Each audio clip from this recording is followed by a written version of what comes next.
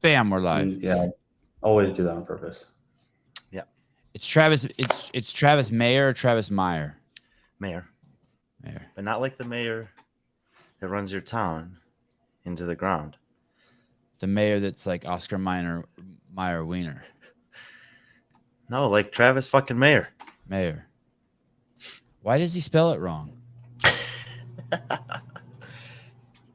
Have you watched that? Podcast out of Max El Hajj's gym or out of Travis's gym? Is that studio in Travis's gym? Well, I think that in that building, and we can ask him for clarification, that he has a gym. And then on the other side of the building, TTT has a variety of offices, workspaces, and that media room. Okay, so they're connected. Like you could be inside. I think you can walk from Travis's gym to the TTT facilities without going outside, but I haven't been there. Oh, okay. I've been invited, but I haven't had a chance to go. It's a good podcast. I think they do have some good podcasts. Yeah. What's the guy's name with like the golden tan, the blonde guy? Golden tan. He's like he like tans like I know Max goes on there like a pancake. The blonde haired guy. He looks like Ken from Like he looks like he's dating Barbie. Brennan, maybe. He's good. He keeps his energy so good. He's so positive. I watched 2 just back-to-back podcasts with him yesterday. I think it is Brennan. Brennan goes on there. Adam Rogers goes on there sometimes. Adam's more of a tall, darker skinned, short hair, short beard. Oh, he's very cerebral. He coaches Alexis Raptis. I need to see a picture of this Adam guy. Yeah, he's the one. You said he coaches Alexis Raptis. Yeah. Yeah, she's like in love with him. He's really good. Adam and I met. Oh, good morning, Travis. What's up? What's up, Travis Mayer? What's up, buddy? How you doing? I'm awesome. We were just talking about some of the TTT coaches. Ken thinks Brennan looks like Ken from Barbie's Love Life, something like that. That's possible. And I was telling him about Adam Rogers, and he's Alexis's coach. Is that correct? Yeah. I met Adam at like the 2019 games. He was back in those days when someone knew who I was always curious because I didn't know not very many people knew who I was. But he was one of these guys that knew me really early on, and we had a big discussion about scoring way back in 2019, I think.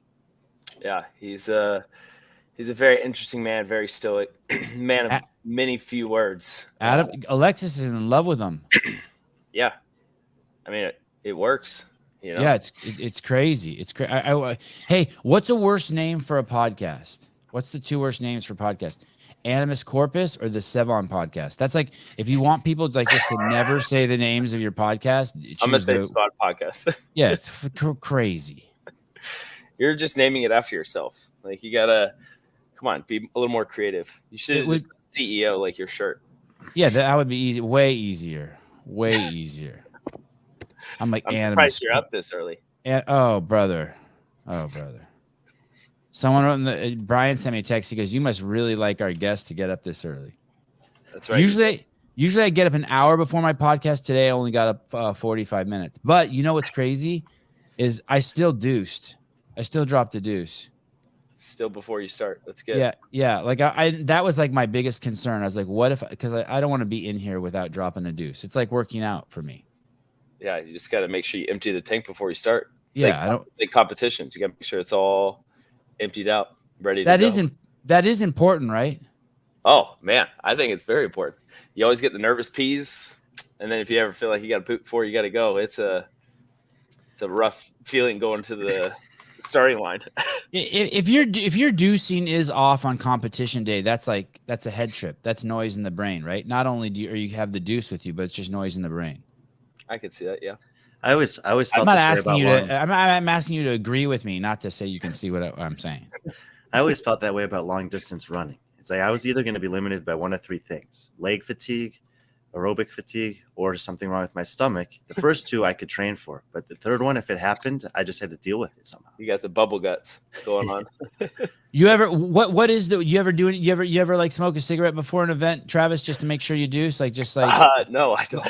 Like you're in trouble. It's like 5 minutes before the event. You're like, fuck, I don't really want to smoke this Marlboro Light, but no, I don't think that's ever actually crossed my mind of Sometimes Sevan thinks we're still in 1985. Yeah. He still wishes we were in 1985. Do you do anything? Will you if you haven't douched, will you take like 3 fish oil or like will you do any? No, it's you not meant to happen. It's not meant to happen then. Is it pretty consistent though? Are you really regular?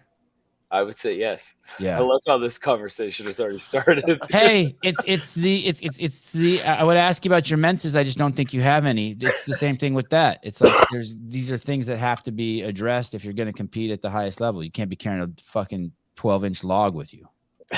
Are you guys ever in the back after an event and someone's just like, God damn it, dude, I just had to shit that whole time. That sucked. Oh, yes. And you believe them when they say that? Yeah. Sounds like an excuse to me, Brian. Sounds like a fifth place. I also feel like I've had the experience. So, I mean, like, it's happened.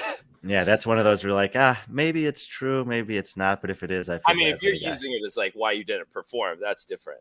But if it's just like, man, the whole time I felt like I was about to, then that's one thing. But if you're like, oh, that's why I didn't perform. Travis, do you know who Nick Matthew is? Yeah. The guy with the shirt. Do I know him? No. I mean, like, no, but if I said him, like, you could pick him out of a crowd. Yeah. He's the guy with the hat only wears half a shirt. Yes. Yeah, always. Is there a reason behind that? Is there a reason why he does that? Is that like a football thing? Like, a lot of football players used to do that. I have an opinion on it, but it's not grounded in fact. I feel like you have an opinion about a lot of things. I think it has something to do with his openness to his sexuality. I think it's like he's expressing his feminine side. Like if you go to his gym or his Instagram page, he's got like a lot of rainbow flags and stuff. And I think it's kind of like that. Or in like when I used to go to the gay pride parade a lot, and that was like a common, outfit for the dudes, the crop top. So I think there's some sort of connection there. I'm being serious. Yeah, I'm not making any judgment or jumping to any conclusions. Don't get canceled. Yeah, I'm not saying a word. You'll be the one to get me canceled. Yeah. Here's David. David understands it. Look at rainbows and unicorns. By the way, before I forget, please extend my love to Chandler and Noah. I will when you see them. Tell them I head down tomorrow, so I'll see them tomorrow. Tell both of them I have the highest respect for both of them, and I'm still eagerly awaiting them to come on the podcast. Our agents are in negotiations. Mm. Hey, how close are you to Fort Myer, Florida? I don't know. I can look it up. Why? What's in Fort Myers? My buddy's down there. A guest we've had on the show is training down there. His name is Tyson Bagent. He just broke the record for all-time touchdowns in all college divisions. He's going to get drafted. He's going to get drafted into the NFL. 8.5 hours. And I'm looking for, and he's a CrossFitter. And I'm looking for, he's going to play in the Senior Bowl. He's going to the Combine, and I'm just looking for a CrossFitter just who wants to take advantage of him before he becomes a franchise quarterback and is so big that no one can talk to him. No, that's pretty impressive. No, so, but he's about 8.5 hours to me. He's much closer to Miami. Sevan, I know a pair of brothers who own a gym in Fort Myers. You do? Mm-hmm. I think they might have actually had some pretty severe damage to it during the hurricane. Okay, let's talk about that afterwards. Yeah. He's a good dude, and it's a huge missed opportunity for CrossFit. CrossFit should be totally this guy's like the greatest college quarterback who ever lived. I know a lot of people are struggling with that because he's Division II, but it's like, hey man, he has more touchdown passes than fucking anyone. Coaches are saying that they've never seen a quarterback like him, and he's gonna fly under the radar. CrossFit's not gonna embrace him. He's a full-blown CrossFitter, and now he's gonna go get drafted in the NFL and become a franchise quarterback, and we're gonna be like, fuck, we had the next Tom Brady in our clutches to like help us with then they'll talk about him. Well, yeah, but then it's too late. He's gonna be like, "Fuck you, I'm Orange Theory. They paid me $6 million." You know what I mean? Like,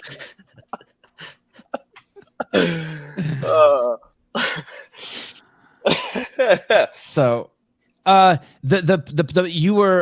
watched the podcast, two podcasts I watched. The Animus Corpus podcast last night were with Alexis Raptis, and the one with you. Neither of them Max was on, and the guy Brennan, handsome Ken, Brennan, man, he's great. He is. He's very good. Yeah, and you guys were great. You're great, dude. You're thanks, you're so great. You came on there. You brought the energy. The show was full of just tons of tidbits. I was like, what am I going to talk about? They already he uncovered like everything with you. So Yeah, that's what you didn't talk about Yeah, deuces. he does a very good job of just keeping it easy to talk to, and we hang out a lot, so we play a lot of golf together in between. But yeah, he's very good when he does all of the podcasts. And the guy behind the computer is good too. He keeps it keeps the show like kind of on track. Yeah, so he used to be like Barbell Shrug back in the day, and then he's been with TTT for a long time now. And he doesn't want to be on camera. That's why whenever it cuts to him, it's just like a hat. It's that, or like what's the tool man? You know the guy neighbor. Yes. Wilson. He just his face or just his eyes creeping over the fence. That's what I always think of when he's talking. Travis, is that show live? The TTT one? Yeah. When you guys go on, are you live? Okay. So those camera angles and all that's edited in post-production. Yeah. So he has multiple cameras set up, and then he probably could do it live if he wanted to. Yeah, that. You don't even get to see this dude's eyes, though. Hey, you see a little bit of his eyes, yeah. You do? Don't you, Chris? I don't know. I don't ever go back and really watch them. They just kind of happen, and then that's about it. You are the biggest example of that exposes my bias of covering people, because people think like journalists are not biased, or not anymore, but they used to.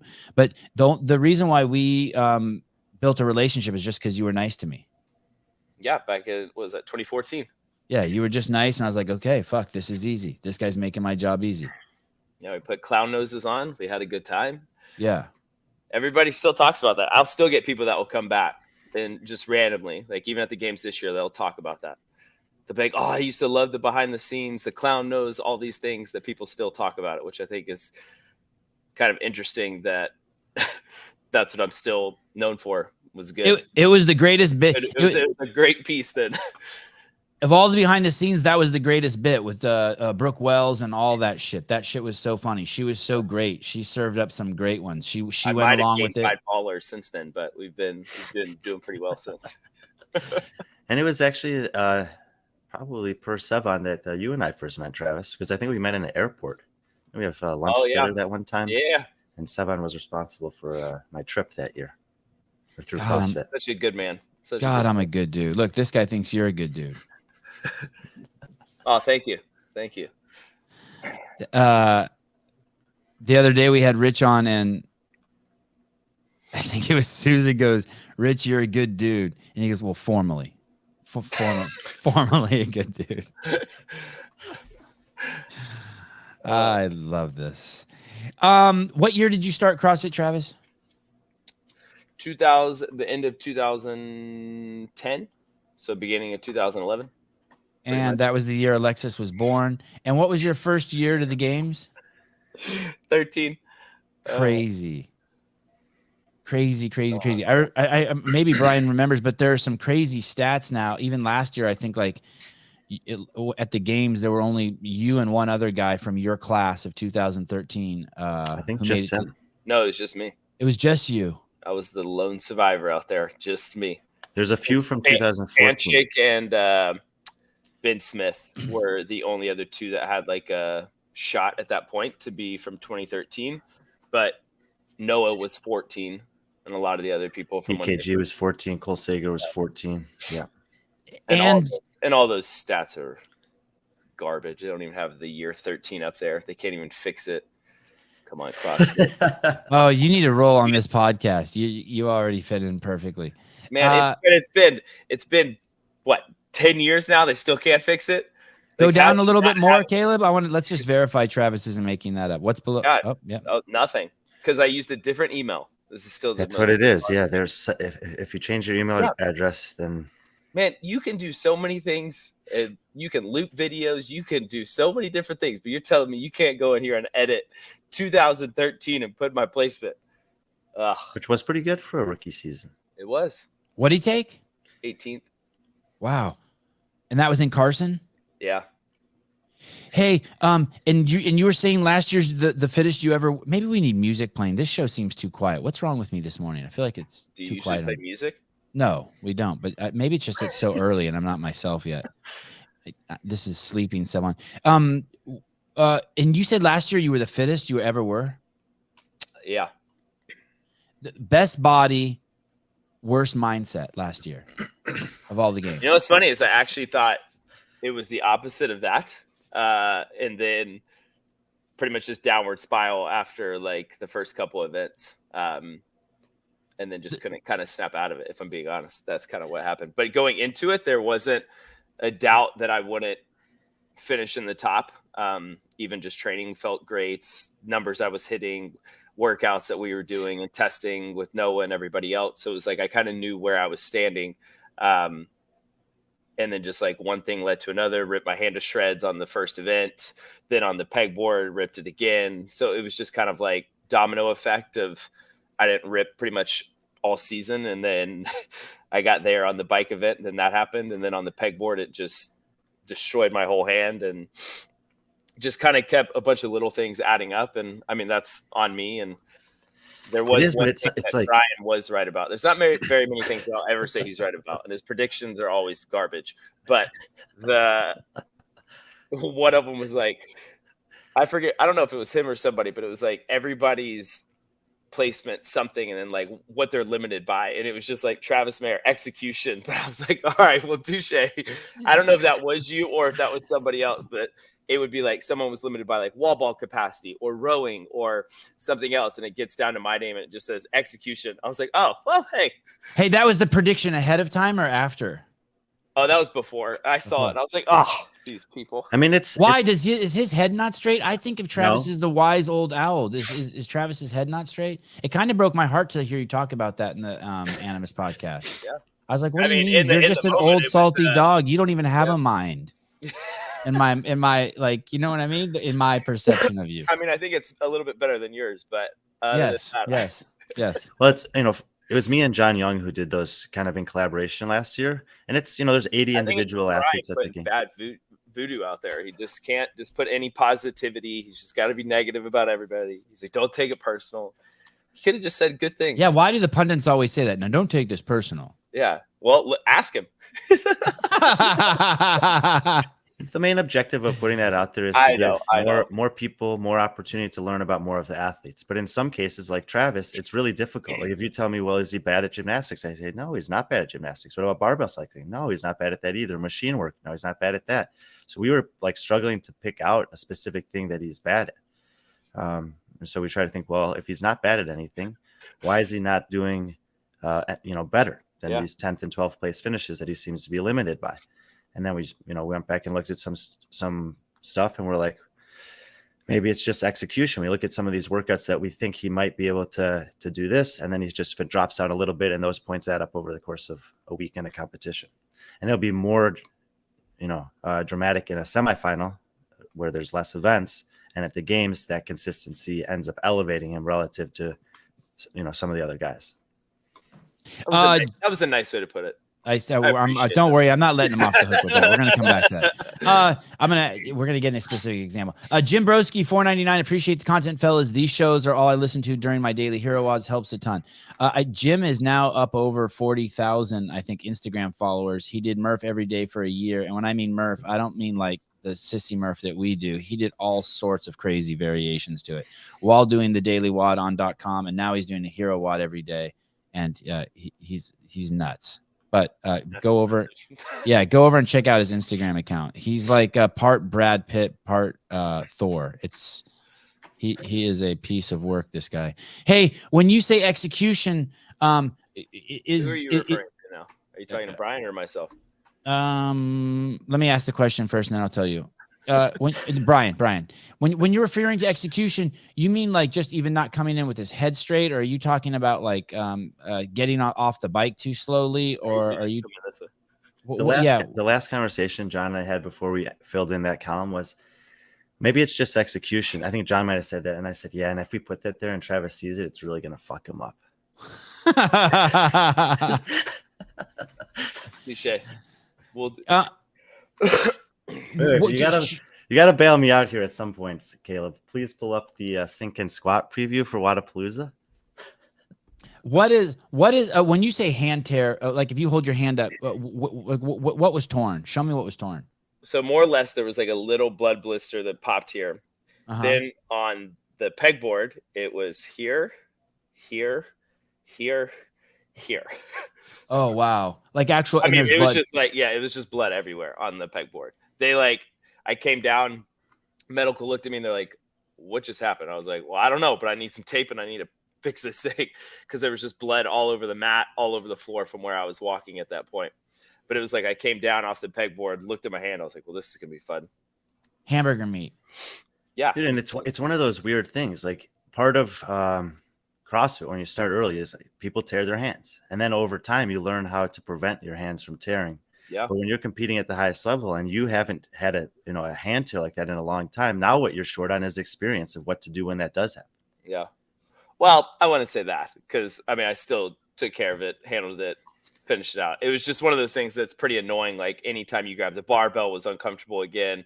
When we had that clean parallel workout, like I just gripped the bar in my fingertips on my left hand and then hook gripped really hard on my right hand. So it was just like holding like that, just so I didn't have to put all the pressure. And that could be me being soft or whatever you want to call it. But at that point in time, it kind of worked because it was pretty uncomfortable holding on to the bar. But I mean, that's cigarettes, you would have felt fine. Planned that or placed that way, but I mean, it happens. Let's go over to the biking event. The biking event, was it hard to keep count of the laps? I mean, I didn't think so. You didn't? Okay. I mean, but according to you, I'm old and my brain's just kind of gone. So, when that is not true. That is not what I was suggesting. Just kidding. That is not what I was suggesting. Yeah, You're like trying to pick a fight. Yeah, always. You got to stir the you pot. I feel like man, you stir the pot all the time. What are you talking about? you man, you look good there. What a great photo, right? Yeah, God, Look at you that. look so good. Wow. If only I performed as good as I looked there. Hey, so as you go around, are you like lap one? Are you telling yourself the whole time one, and then No, two? No. But I also think that was from motocross, right? Like you just kind of, it's something that I guess I didn't really have to think about, but for a lot of other people, it was a big. Do you watch the Supercross premiere last night? You bet. Okay, so how many laps do those guys do? Well, it depends. It depends on like what level you're at, right? Like at the amateur level, like it can be certain laps that you're just doing, but then you're ultimately looking for the white flag to know and signal that you got one more to go. If you're like in the professional level, it's a time. So it'll be like 20 minutes plus 2 laps or 15 minutes plus 2 laps. So regardless, you're doing however many for that 15 minutes plus 2 laps at the very end. Okay. So and that's the difference between, I guess, motocross. It's not everyone's trying to do as many laps as they can. It's not a finite number of laps, so you don't really have to count. No, unless you're more at like the amateur level, then it could be like 6 laps. So you do have to, of course, keep count, but there's flags that show you, hey, this is the last lap. So like you have the flagger at the end that's waving the white flag. There's signaling, hey, you got one more to go. And then, of course, black and white is you're done. So, I mean, there could have been something just as simple as that of a person standing out there and you just show like, hey, here's your white flag. This means one more. Hey, here's your checker flag. This means you're done. Here's your blue and yellow. You're getting lapped. Get out of the way. I mean, there's plenty of colored flags you can do and signal and show that can inform people, but counting seems to be hard. Yeah, I mean, I hear a lot of athletes defending the athletes who came in a lap early, like, hey, that shit's hard. Like, it was hard out there. Look, I don't know if I'll defend any of them because I think you should be able to count. It's not that hard. I get in the moment you're thinking and uncomfortable, but at the same time, it's not like you're counting to like 50. Like, and you're like, oh, right. Was that 48 laps or was that 49? Like, that's a different story. But when you're only talking about a couple laps, I mean, you got a lot of time out there to think about how many laps you're on. Hey, it was 10 laps total, right? It was 5 laps. You did 5 laps twice? Yeah. How'd you do in that workout? Not that great. Come on, man. That was the whole point we were talking about. It wasn't off to a good start. Jeez. He was 32nd on that one. Yeah, it wasn't. Oh, I think that was probably one of my worst finishes of the games I've ever had. What a good feeling. And, is the plan this year to go to the games, Travis?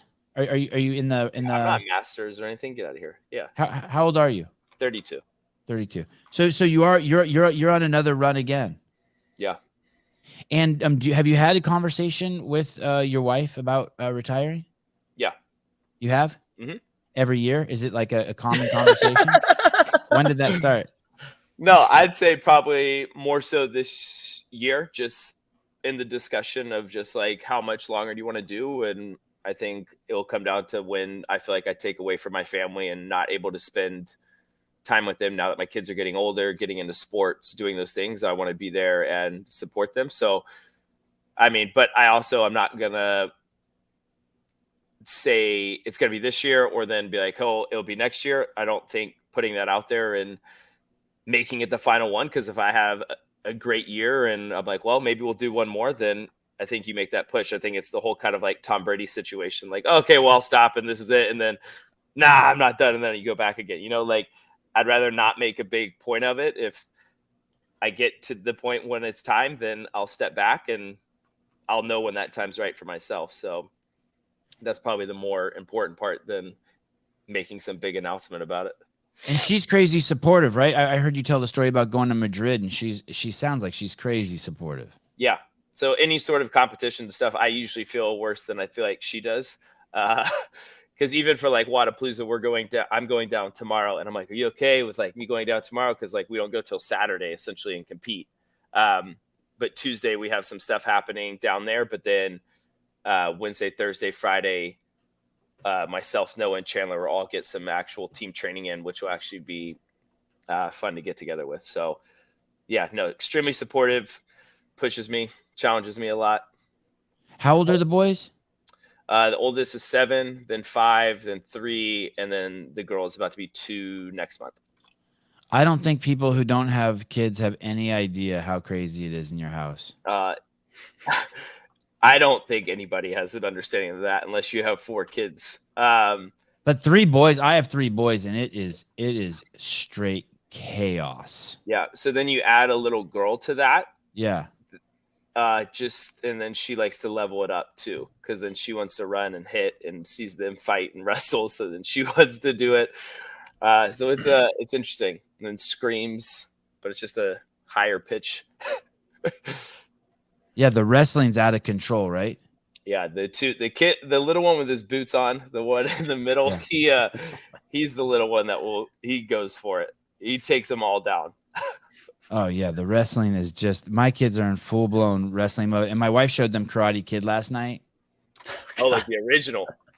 Oh my God. It was 2 hours of karate kicks and like sound effects and like dragon kicks or whatever that thing he does at the end. I was like, oh, that was a huge mistake. Oh, did they attempt to do it? The stand up? Oh yeah, they're all posted up. One of my kids told me he knows karate now. I was like, you don't know shit.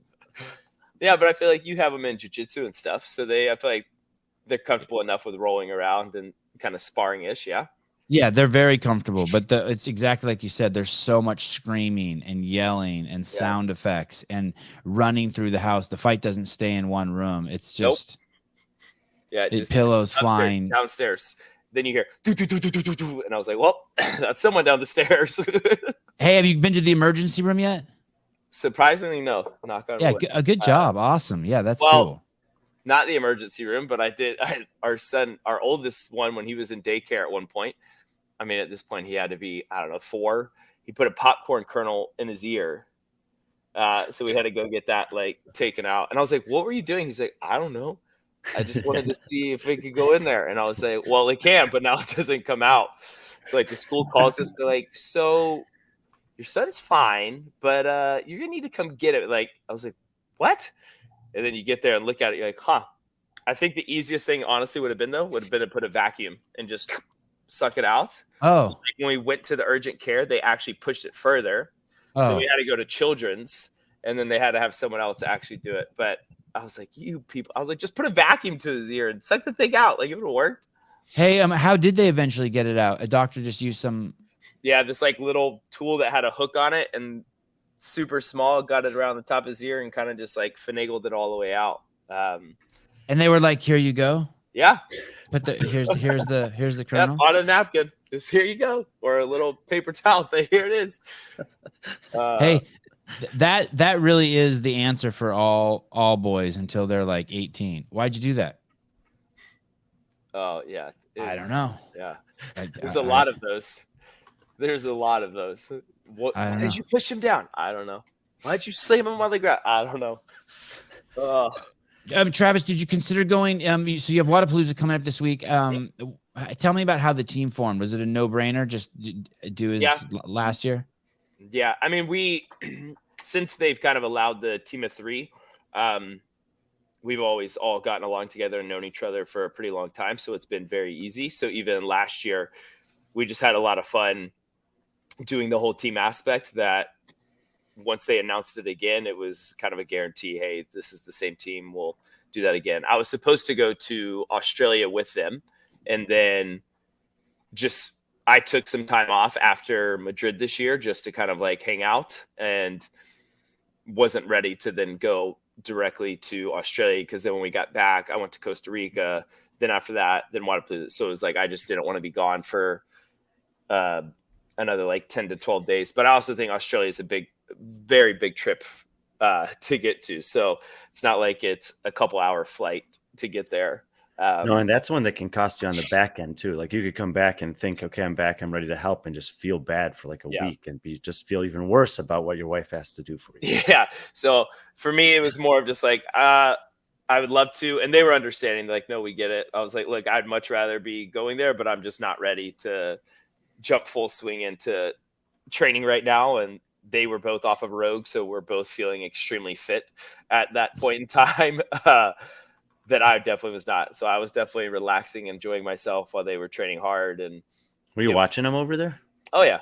Were you watching live when Chandler hit that snatch? Yes, that was extremely impressive. It would have been cool to get like the mayor cam, like the your reaction to him hitting it at home. Oh yeah, that was awesome. I was like, I texted them all right away. I was like, all right, I'm fired up. Let's go. So then Wodapolooza we kind of knew, and yeah, we're excited to run through that. But the team dynamic for us is very easy. Like we automatically know who's good at what. Yeah, it was just. I just love the little shrug at the end. Like there's such a. I think Noah was more excited than Chandler was that he hit that.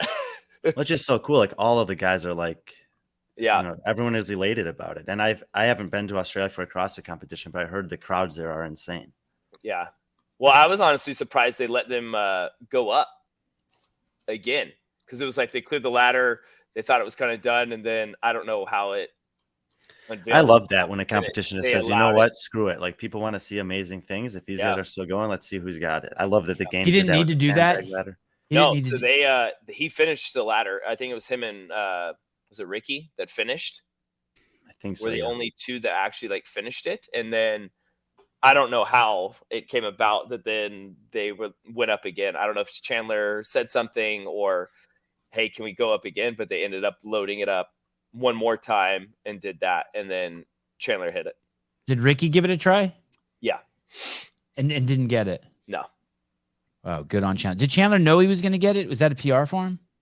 I don't know. I mean, I love it's probably pretty close.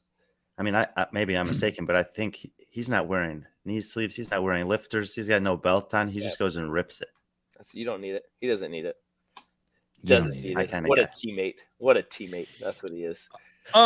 So I want to come back to Wodapolooza, but how was Madrid? How did that go?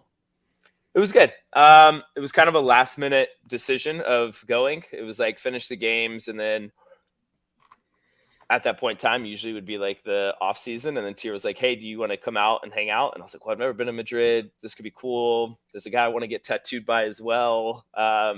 In Madrid, in Spain. Yeah. So I was like, this could all actually end up working out. Ended up going out, and the first 2 workouts were pretty much my full speed introduction back into CrossFit of, hey, let's go full speed.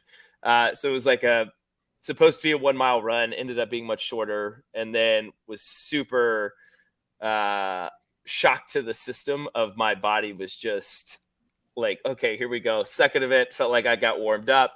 And then it honestly felt like each workout after that, I felt like I got better and better and kind of like into my groove. It was just those first few, like I didn't really do any running from the games. And then we got there and it was like the first one was pretty much a dead sprint for 1,200 meters. And I was like, okay, my body was not ready for that. And then just after that started to gain momentum. But at that point, like I needed another day to, I think, potentially push for a podium spot, but it happens.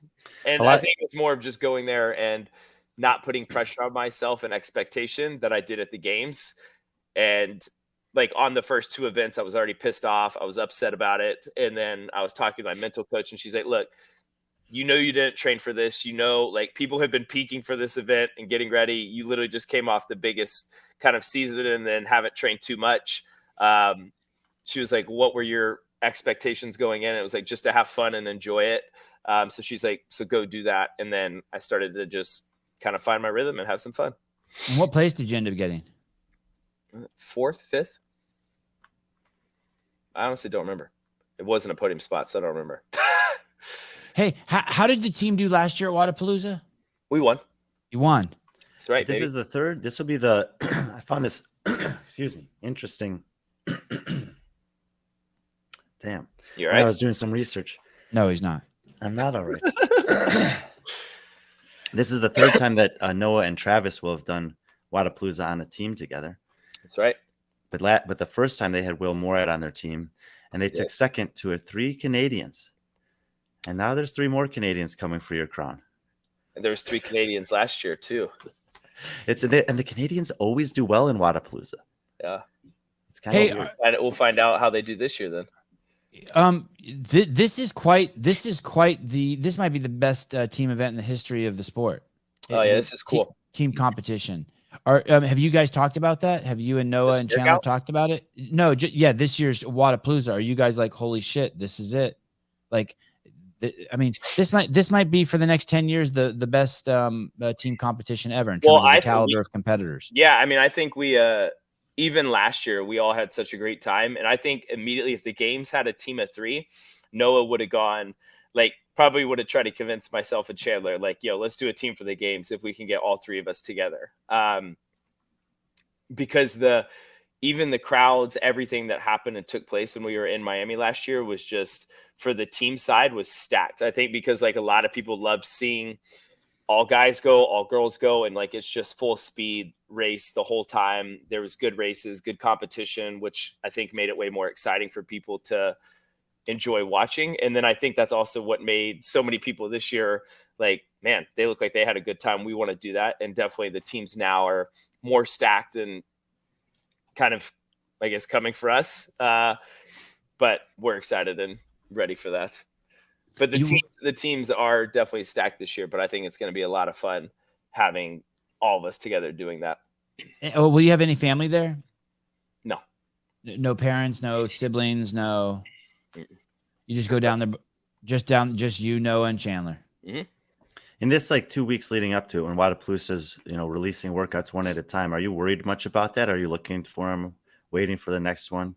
No, not really. I mean, we keep our eyes peeled, of course, when they're announced, and then an immediate discussion. When the weightlifting came out, we all we didn't even need to discuss because we already know who's taking what. There's not even are you sure? It's kind of nope, you take this, you take this, you take that. All right, cool. Let's move on. Not every team has that luxury. No. And I think that's why we do so well. We all kind of have our own strengths and weaknesses, and we all know what those are. We know what people's limitations are. I can tell you probably how many reps Noah might need to do before he breaks. He could probably tell you the same for myself. So we're very comfortable and have trained a lot together. So I think it's just very easy. And because we're 3 really good friends, I think that even makes it easier that we're all just here to have fun together. And at the end of the day, that's what we're going to do. So you just know, you see overhead squat, you know who's going to do it. Front squat, you know who's going to do it. And shouldered overhead, you know. Yeah. Are you front squatting, Travis? Duh. See, it shouldn't be a question. It's just you already know who's doing what. It's got to be Noah, Travis, and then Chandler. There you go. God, that's cool. But yeah, it's But there's- it's on, but there- it's on no, like, most of those things. Like even the gymnastic stuff, we know who will pick up more on certain things. Like it's just we have a very good team dynamic and understanding of each other. So I think when you see workouts announced, and I feel like if you don't know the individuals or aren't sure, like even Alexis, she's teaming up with Fee and Christine.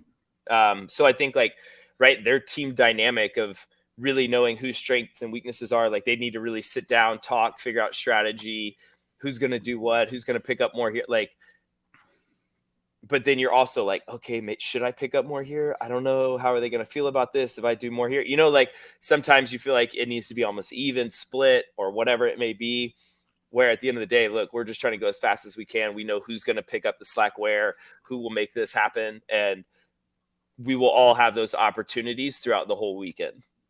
Yeah, those three. You're a tier athlete, Travis? Yeah, baby. Were you the first one? That's right. You were, huh? That's right. Yeah, Took the leap of faith when it was nothing. Congratulations. Yeah, now everybody's on board. They need to stop it.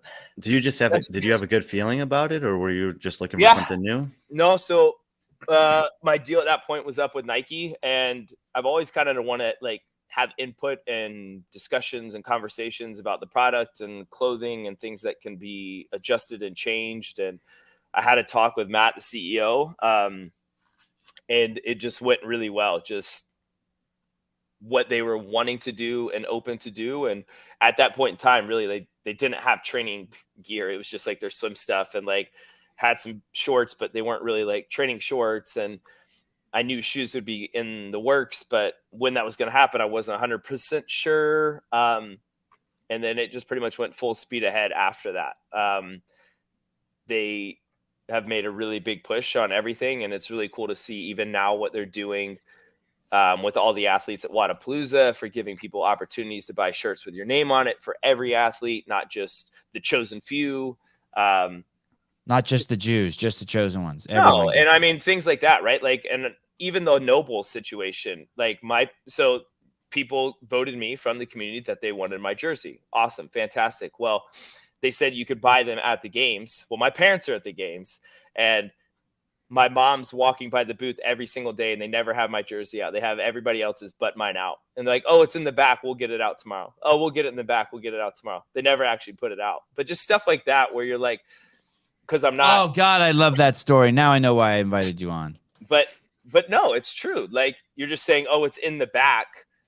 And it's like, well, okay, so put it out. Why is all your Noble athlete shirts out, but a tier athlete shirt is not out? Like just different stuff, you know, like that, which is frustrating. So it's cool to see conspiracy theories that tier is actually stepping in and giving all these people an opportunity to have their name on a shirt, regardless of the athlete, and let more so for the athletes and let the athletes benefit from it. And I think that's just a cool thing that I think can push the sport in a good direction and give athletes opportunities to make more money from that. And even just for fans just to be like, oh, well, this is cool. I want this shirt, or I can go buy this person that like, they might not have a big following, but I think they're going to be doing great things. Like you can be like, oh, I'm like a true OG fan of like, I got this before they ever were like a thing. Like, it's just neat to see that they're trying to push the sport to be at more of a professional level, I believe.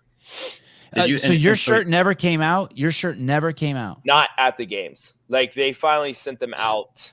Do you think they even had it there? Let's be honest. Do you think it was even there? You think it was really in the back? I don't know. But I know my mom was upset. Because did she wait every day she went by and said something to them. And then they kept giving her a different excuse every single day. I was like, that's my mom. Sure. Did she wait until after the games to tell you that? Yeah. Oh, good. I wish I would have known that. I would have got your mama's shirt. Yeah. But why? You saw Travis Mayer's shirt? You had access? You know people, Brian? I didn't see any of his shirts, but I do know some people who work for Noble. They weren't there. I know people that work for Noble that like I've had good connections with and ties and been friends with for a while. But look, I didn't know about it until it was all said and done. I just thought it was weird that every day you're telling her that it's going to come out and then it never actually does. I was like, look, if you don't have them, just say you don't have them, but don't sit there and be like, oh, it's in the back. We just haven't put them out yet. I'm like, okay, but all the other stuff is out with every other athlete. No, I bet you there were others. I bet you there were others. It was a really small booth they had. They didn't have any extra space in there. Yeah. Oh, please. That can't be It's a true. joke. It's massive. No, There's massive a lot of booths, unused yeah. space. Yeah. It's huge. Get out of here. But I was interested. So, Travis, have you been involved in the conversations with the design of some of the tier apparel, shorts, shirts, etc.? A lot of it. All the That's shoes. really cool. The shoes, the beginning, the clothing. So I pretty much sent them a ton of stuff from my closet of different clothing that I've liked and worn over the years. And then be like, can we work on creating something similar to this? And then we changed the style and everything else about it. And it ended up coming out really great, and I love it. But yeah, it's been a very cool thing to be a part of and actually communicate with them, and then they take the feedback and put it towards the product versus just like there was times I was with Nike and it would be like, hey, so like this is happening with the shoe. This is what it feels like. And they're like, okay, cool. And I'm like, okay, does anything happen with that? And then you look and they're already working on the shoe 2 years from now. And I'm like, well, why aren't we testing that shoe? Like that shoe we're working on, not the shoe that's already released and coming out next week that you're wanting me to test now that you're not going to change anything. Just little things like that they're actually trying to improve the product. They're trying to make it more of a professional sport, trying to level it up, which I think is really cool. But yeah, I believed in it since day one. So it's been a fun journey to kind of see. And it's just interesting to see even from like my members in the gym wearing them now and like seeing the community all have it on. It's just kind of funny to see it. I'm like, man, if you saw the first prototypes of the shoes I was testing to what they are now, just like how far it's actually come is pretty cool. How are you for time, Travis? Well, I'm fine. Okay. I don't mean to put you on. Supportive, okay. So, Thank you. I appreciate it. I don't want. Do you mind sharing the spotlight with if I brought Patrick Vellner in now? I can just make him wait for another 20. Are you sure? Bring him on. It's a lot of star power. He'll takes all the fucking oxygen out of the room when the guy comes on. His smile. His shoulders are all broad and shit. He really just wanted you to get prepared for him. Yeah. Yes. He is a beacon of light. Okay, brace yourself. Here he is. I feel like I'm just as white as he is. I think we're both probably equally as pale. Here he is, ladies and gentlemen. Hold on to your seats. Did you double book us? I thought I'd be done with you, but I haven't even asked you any of the good questions yet. Oh, it's Fikowski. It's not Vellner. I'm trying to take up less space for Travis. Yeah, that's it, man. What's up, dude? Look at you. I'm good, man. How you doing? I'm doing well. Just Hey, are you competing individual this week? Oh, great question. You're just great question. Yeah. Okay, sweet. Yourself? Yeah, I'm doing both, but.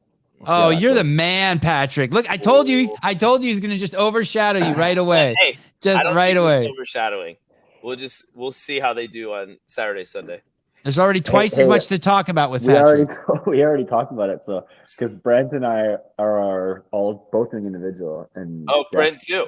Yeah, so Jeff's going to be the only fresh guy on our team, so we are going to lean on him so hard. That's going to suck for him on some of these. That's going to show up feeling real good.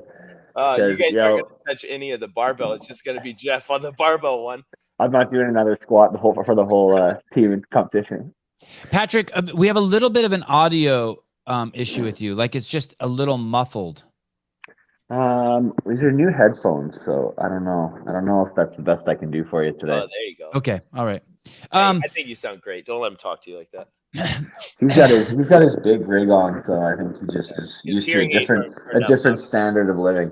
I'm spoiled. Travis, how about the irony that there were so many years that the camera didn't catch you? The one I can't. So many years, it still happens. What are you talking about? But then there was first of all, there was that year that you were neck and neck with Scott Panchik inside. I want to say it was the one I still won. Yeah, got it. That was 2021. It was like not that long ago. That event was crazy, and the fact that we couldn't watch it, even though we were watching it, was absolutely nuts. But then the Capitol event, the camera was on you the whole time, and the chat was just hating you. I'm like, this guy finally gets. What were they hating on? What were they hating on? Oh, they were just saying like, "Hey, switch the camera off of Travis." I'm like, "No, don't switch the camera off of Travis." About time. It's only been 8 years of doing this. Let me have my 30 minutes of running. Hey, that person's talking to you right there in that car? Yeah. He was. Well, come to find out, it was actually one of my members, and I had no clue he was there. And I was like, "Who's this guy in a Tesla just pulling up beside me?" And it actually ended up being one of our buddies, Rob, from the gym. And then I found out when the event was over, and he's like, "Hey, man," I was like, "What were you doing there?" He's like, "Oh, I was just cheering," but I thought it was just some random stranger just driving beside me saying something. I hate it when I think someone recognizes me and it's a random stranger, and then I find out it was a friend. I'm like, oh, fuck. I hate that. At least in that moment, I was alone by myself, not really focused on who this person was. Travis, did that bother you a little bit? That he ran beside me and said something? No, that like when you didn't know who it was, that this car was just like staying beside you, and like this person kept talking to you. No, I didn't know if it was somebody from like the game's filming, because I was like, oh, is this just like they're not to? Because I was like, because at that point the kind of like not a Kubota thing that was like with the camera like here on that just like veered off right there and stopped. So I was like, oh, maybe this is like someone else following. But I was like, there's traffic up here. This guy needs to be focusing on the road. But then I started, as I was running, I was like, well, maybe his traffic's like, or his Tesla self-driving, and he's not even worried about it. So those were the conversations I was discussing with myself while this part was happening. But I think Vellner's saying, hey, like, do you think it was inappropriate for a fan to be talking to you while you're trying to get a victory? No, I just think sometimes those things, depending on how you're feeling in the workout, you just like your head just does funny things, right? So I feel like sometimes if I was like running by myself and like trying to stay engaged in the race, knowing you've got another heat following you, and then there's like somebody was next to you like saying something, it would be like, yeah, great for like a minute, and then like 2 minutes, 3 minutes, I'd be like, all right, can this guy like what do you want? What do you want? I'm busy right now. I'm trying to like, I can't give you much more than I'm giving you, kind of thing. And just like, I feel like there'd be a moment where I'd be like, all right, that's enough. Are we done here? Yeah, he more or less yelled out. He's like, let's go, Travis, do it for the dads. And I like look over and I was like, oh, cool, thanks. I was like, yeah, and I'll keep running. But I think if he would have kept following me, one, I probably would have picked up who it actually was from my gym. But if it was some just like random stranger kind of just doing that and like they kept yelling like that, there's been times people have said things and it's like snapped me out of it because it's like just their pitch of their voice or something, and then I'm like, whoa, what just happened? Yeah, or like if it was like we were running for a long time, right? So if it was like 4 or 5 minutes of the guy being next to you, like cruising really slow on the road, I feel like there'd be a point where I'm like, guy, do you mind? I'm working here. Like, I'm gonna take my couple minutes of fame there. I'm gonna enjoy it. I'm gonna soak it up. You should have stopped and signed his car with a Sharpie. Philip Kelly, $1.99. Thank you. The Capitol was fired. The Capitol was really crazy. Jacqueline Robinson, thank you. Oh, that's Canadian money. That's cool. For the old Canadian over there. Yes, yes. Travis, that was obviously a long event. A lot of times at the games, the long events, everyone goes at once. When you think back on that event, are you like, man, I would have loved to go against Ricky and Roman and see if I could have caught him there? I mean, if you look at the time of where things were, I think I would have. Yeah, you would have been in the pack with those top dogs. Yeah, just based off even more so with the sandbags. I think on the final one where I dropped, so I did 3 flights, dropped it, and just kind of took a longer break than probably like necessary and did the final 2. So I think even in that moment, I probably could have done the whole thing, I think probably close to unbroken if I like really needed to at that point at the very end. But because it wasn't like that much time. And most of that time at the very end, like it wasn't on the run. I don't think my run pace was off. I think the run was right. It was more so just at the bags, the carry, and then the farmer carry, and then on the whatever other one. Because even on the farmer carry, I didn't know where you set the bags down, right? Like we were the first ones to go. So when you went out and around, I just never saw where you actually set them down. Because at that point, I was the first one there. So, and then I set them down, and probably 15 feet in front of me on the left, the guy was just standing there, not saying a word, just off to the side. So I start walking again, and then he's like, no, drop him. And I'm like, where? And then he's like, here. And I was like, okay. And then you dropped and then just ran. So I was like, I think like at that point, dropping, waiting 10 seconds for really no reason because I thought we had to go down the hill. Because when you walked up those few stairs, went around and like kind of went to the left, and then where we dropped them, Pat, like at the bottom there. I thought we had to go all the way down to where we picked up the orange ones. So I was thinking we had like. Oh yeah, because there was that weird run transition in between the bags and the heavy bag. Yeah, and I thought we had to carry it to the heavy bag. So I was like, God, we got a long way to go before I'm going to be setting these things down. So I like set it down, carried it, and he's like, drop it. I was like, here? So you would have you took a break that you didn't need to take. Basically, you would have finished that extra 15 feet if you would have known, hey, that was that the it was end. there. Yeah, I really just had no clue where it actually was. Were you surprised at how that when you crossed the finish line and then you watched the carnage afterwards, and it really was carnage? Were you surprised to see how jacked up people were? Yeah, because it didn't do that to you. I really was. Yeah.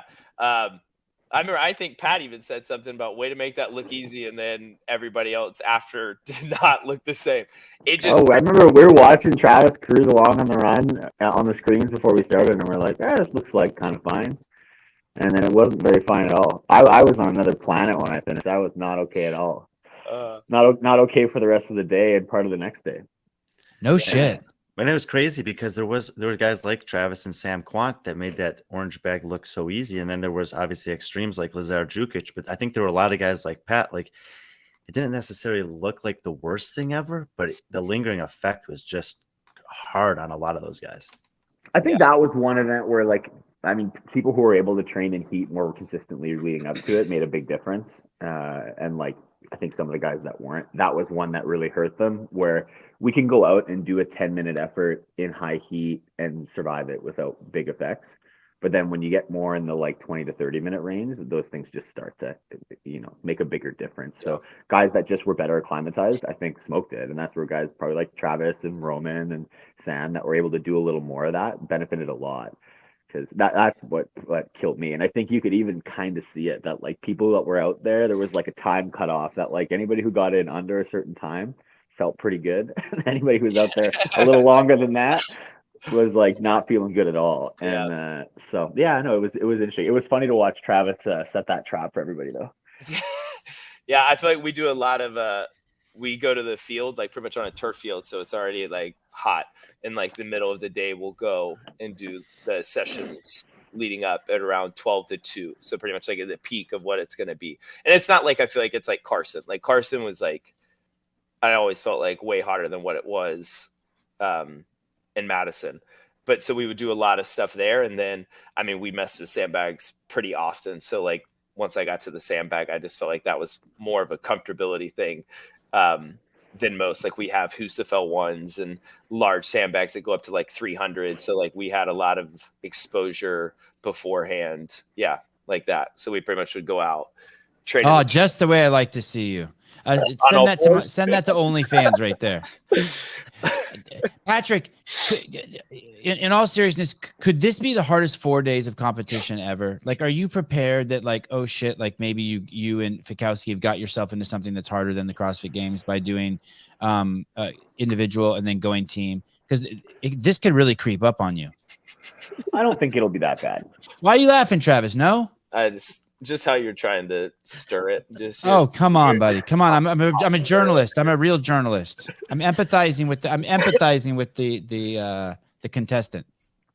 Look, I think the way you got to look at it is like, what are we going to have? 6 probably events, maybe 7 events individual, whatever, 7 or 8 scores in 2 days. That's a lot. Like that's what we did at Rogue years ago. 4 events a day is a lot. I don't think we'll take the floor 4 times. I think we'll have maybe 4 scores in a day. So call it 6 or 7 events. And then in team, if you have the same amount again, but you're a team of 3, it's really only like a third of the work. Yeah. So I'm really like that 6 events is like 2 events. And so he's rationalizing, right, Brian? He's trying to. Hey, what about this? What about this, Patrick? The 6 equals the 2. I'll be fine. Don't laugh at my questions, Travis. You're fucking up this interview. What about this? Isn't there going to be like you're psychologically prepared to finish the individual and then come down, right? And you're not going to be able to do that. You're going to finish the individual and you're going to have to stay up. Will that be an Yeah, I'm issue? gonna stay up all night and party and celebrate, and then I'll show up on Saturday. And, I just mean like Say, Jeff, you emotionally. ready for this work? Because you got to do all of it. yeah. I think I'm kind of looking at it as the way that they built the weekend was good for like giving people this opportunity, because the individual competition's first and then team competition is second. And, you know, in general, the team competition, most guys that are doing it because it's something different for them and it's fun. So I think that's kind of how we're looking at it, is we're going to go do the individual thing. You know, you put the emphasis on it where you want to, and you are going to bust your ass for those 2 days. And then I might show up a little broken on Saturday, but that's like for fun, right? Like we're going to show up and do our best for the team. But I think that's going to be, I'm really looking forward to the team competition, because I think having all the, you know, a lot of top individuals coming together to make these teams is actually really fun. And it's like a different, lower pressure kind of competition. I think most of us doing that, like, we're not team athletes. That's not what we do. People don't like hang their hat on their performance in a team of 3 elite division. So I think it's actually just going to be like a different style of thing and a different type of pressure. And, you know, it's more about bragging rights and things like that. I don't think anybody's really going there expecting to like blow everyone away as how good they are in the team category, right? So no, I mean, I think that's why we even did it last year. It was like we just wanted to do something fun and have a different kind of feel going into the season, of just the excitement of, hey, let's have all 3 buddies get together, do some workouts. And I think what they did with adding the individual the days before, I think is pretty neat. But yeah, it just gives people the chance to do both, right? And so you get, like, if you look at the names in the team of 3 division, like, it's going to be awesome. It's going to be so fun to watch. Yeah. And I think you're going to have people out there that are maybe not as stoic and not as like focused, people that are like having more fun on the floor, and there's going to be maybe like some shenanigans out there, and it's just going to be like a different feel and flavor of competition. Yeah. So I think that 2 days is going to be awesome. Like, yeah, if I've got a few miles on me going in, it's going to be all right. Like, I'm not that concerned about it. You always have a few miles on you, don't you? Yeah, that's right. I thought everybody did. I wasn't. That's how I go into everything. The same Patrick, way that, why isn't go ahead, Brian. Go ahead. I won't forget my question. I'm expecting some elite level trash talk from Brent and Pat. Basically, I think they have a document like I do that says all the athlete skills on the floor, and they say their weaknesses where they can needle them between events. Well, the just good be yelling at them on the lanes. You can actually needle them during the event, because probably there's periods where we're gonna not all 3 of us be working at a time, right? So the other one could just be trash talking while the other one, the other 2 are working. Brent's gonna pull a note card out of his pocket. He's gonna be like, Dennis Sampson. I know how to get to you. Vellner's going to be doing all the muscle up work, and then when he gets to the barbell, we'll be standing there like, all right, guys, I ain't touching this. Oh, yeah. Without a doubt. We've already talked about it. I'll do 60 muscle ups. I don't care. I'm not even going to see the bar. I'm not going to do a bar muscle up. I'm just going to hang out under the ring the whole time.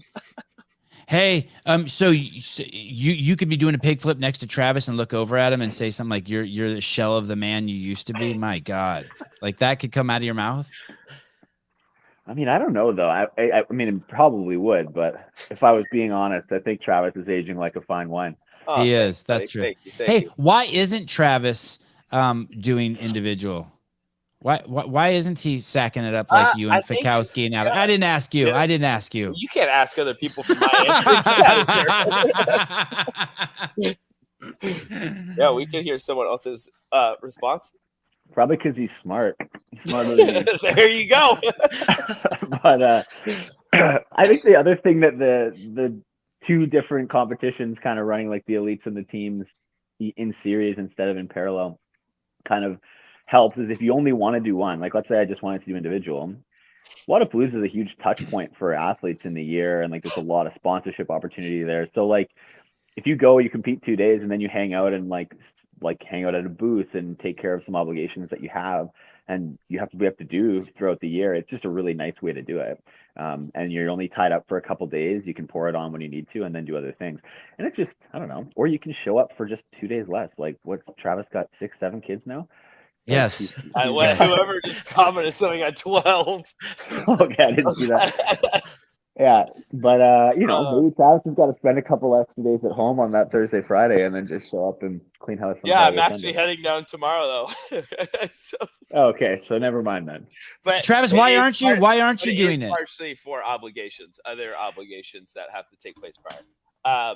Why am I not? Just more so, we all kind of wanted to do the team thing and just put that more of the emphasis and focus and just have fun there. And we're going to do team training and some group stuff leading up, which we were all kind of excited about and had such a fun time last year. Like, there's no like, oh, this is why I'm not doing individual. I was just more, hey, let's just do the team and have fun doing that. You guys are doing team building exercises? Yes, team building. You guys need that, hey? We definitely don't. Oh, okay. We just let our hate and animosity for each other fuel ourselves for competition. Yeah, that's fair. Patrick, we were talking about this ahead of, before you came on, but basically this is going to go down as probably the most competitive and most enjoyable for the fans team competition in the history of the sport, and we might not see it again for like another 10 years. Yeah, I mean, this is pretty crazy, right? What's going on? It's a pretty awesome team event on the men's side. Yeah, on the men's side. Would you, if there was ever this at the games, this format 3, would you do that versus doing a team of 6 or 4, 2 guy, 2 girl? I don't know. Would you be more likely to do that? I don't know. Maybe. I think maybe just because I think we know the men better than we know the women. It's sometimes hard to form a team with women. The way that our competition format is often at the games, for people that don't know, is like the men and women are not together very much, because one of us is going, then the other is going, then the other is going. Yeah. You're very rarely like warming up or hanging out or doing anything with the women. So like the men's field knows each other very well. And a lot of us, unless you train with some of the women throughout the year, like you just kind of don't, or you go out of your way, you don't really know them as well. So it might be hard to create like an elite team of 4 with women if you were trying to. Boys, it would probably become very easy for most of the guys to be like, hey, I know these 2 guys really well. Cool to see, right? Because I feel like usually on the team thing, you're always just like, who's the weakest link to a degree, to whatever aspect that is, whether it's high skill gymnastics or weightlifting. Like there's usually some format of that, of like, this is just where they're limited, where when you could have 3 teams like this, like what we're all going to be doing this weekend.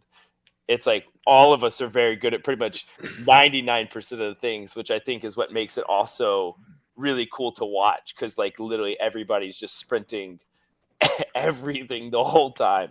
It's going to be exciting for sure. So you're saying there's a high. I don't think they ever. I think it's more of a crowd pleaser. I don't think they ever would do that format at the games. Me neither. But I think that it's a format that for larger invitational competitions that want to create excitement. I think we'll see how this goes down this weekend, especially with the back-to-back individual thing. And if that works out fine and the individuals aren't dead and their teams are still competitive, then I think it's good proof of concept, and I think the team thing is going to be super excited. I'm like I'm most excited for the team competition. What you didn't know is you're actually doing all the rogue workouts as the individual before you go into the team. Easy. I've been there, done that. What is that? Was that like 12 events? Yeah. We could do that in 2 days. Well, I was like, last year when we did it, I was like, man, that was good. Like we all felt healthy leaving. And then this year I didn't go. And then everybody was like, I'm wrecked. I'm destroyed. That was way too much. This is too aggressive.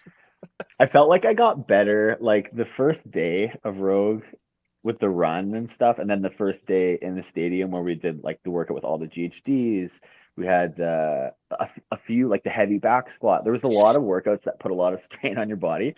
The first 2 days, you woke up on the Saturday and you're like, I am messed up.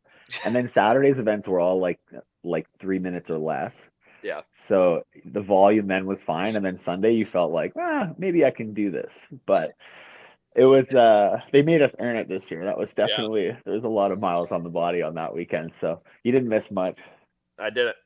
I watched from afar and it was great. You'll be great. You'll be saved it for this coming weekend to be a team athlete. Just for this. Get him, Brian. No, I just was listening. It sounds like Travis thinks there's going to be a high premium on execution at Wodapolooza since the margins are so small. So I just There we moved him go, down a couple Travis. spots on my rankings. Hey, that's fine. We can write his rankings down. They're garbage anyway. No, but he's right. I'm trying to, I don't know if you guys have seen it. I'm trying to put up articles for each event that they announce to give people a good idea of just how deep this field is. And when trying to pick a winner or a dark horse, like there's just so many teams to pick from, which is really cool.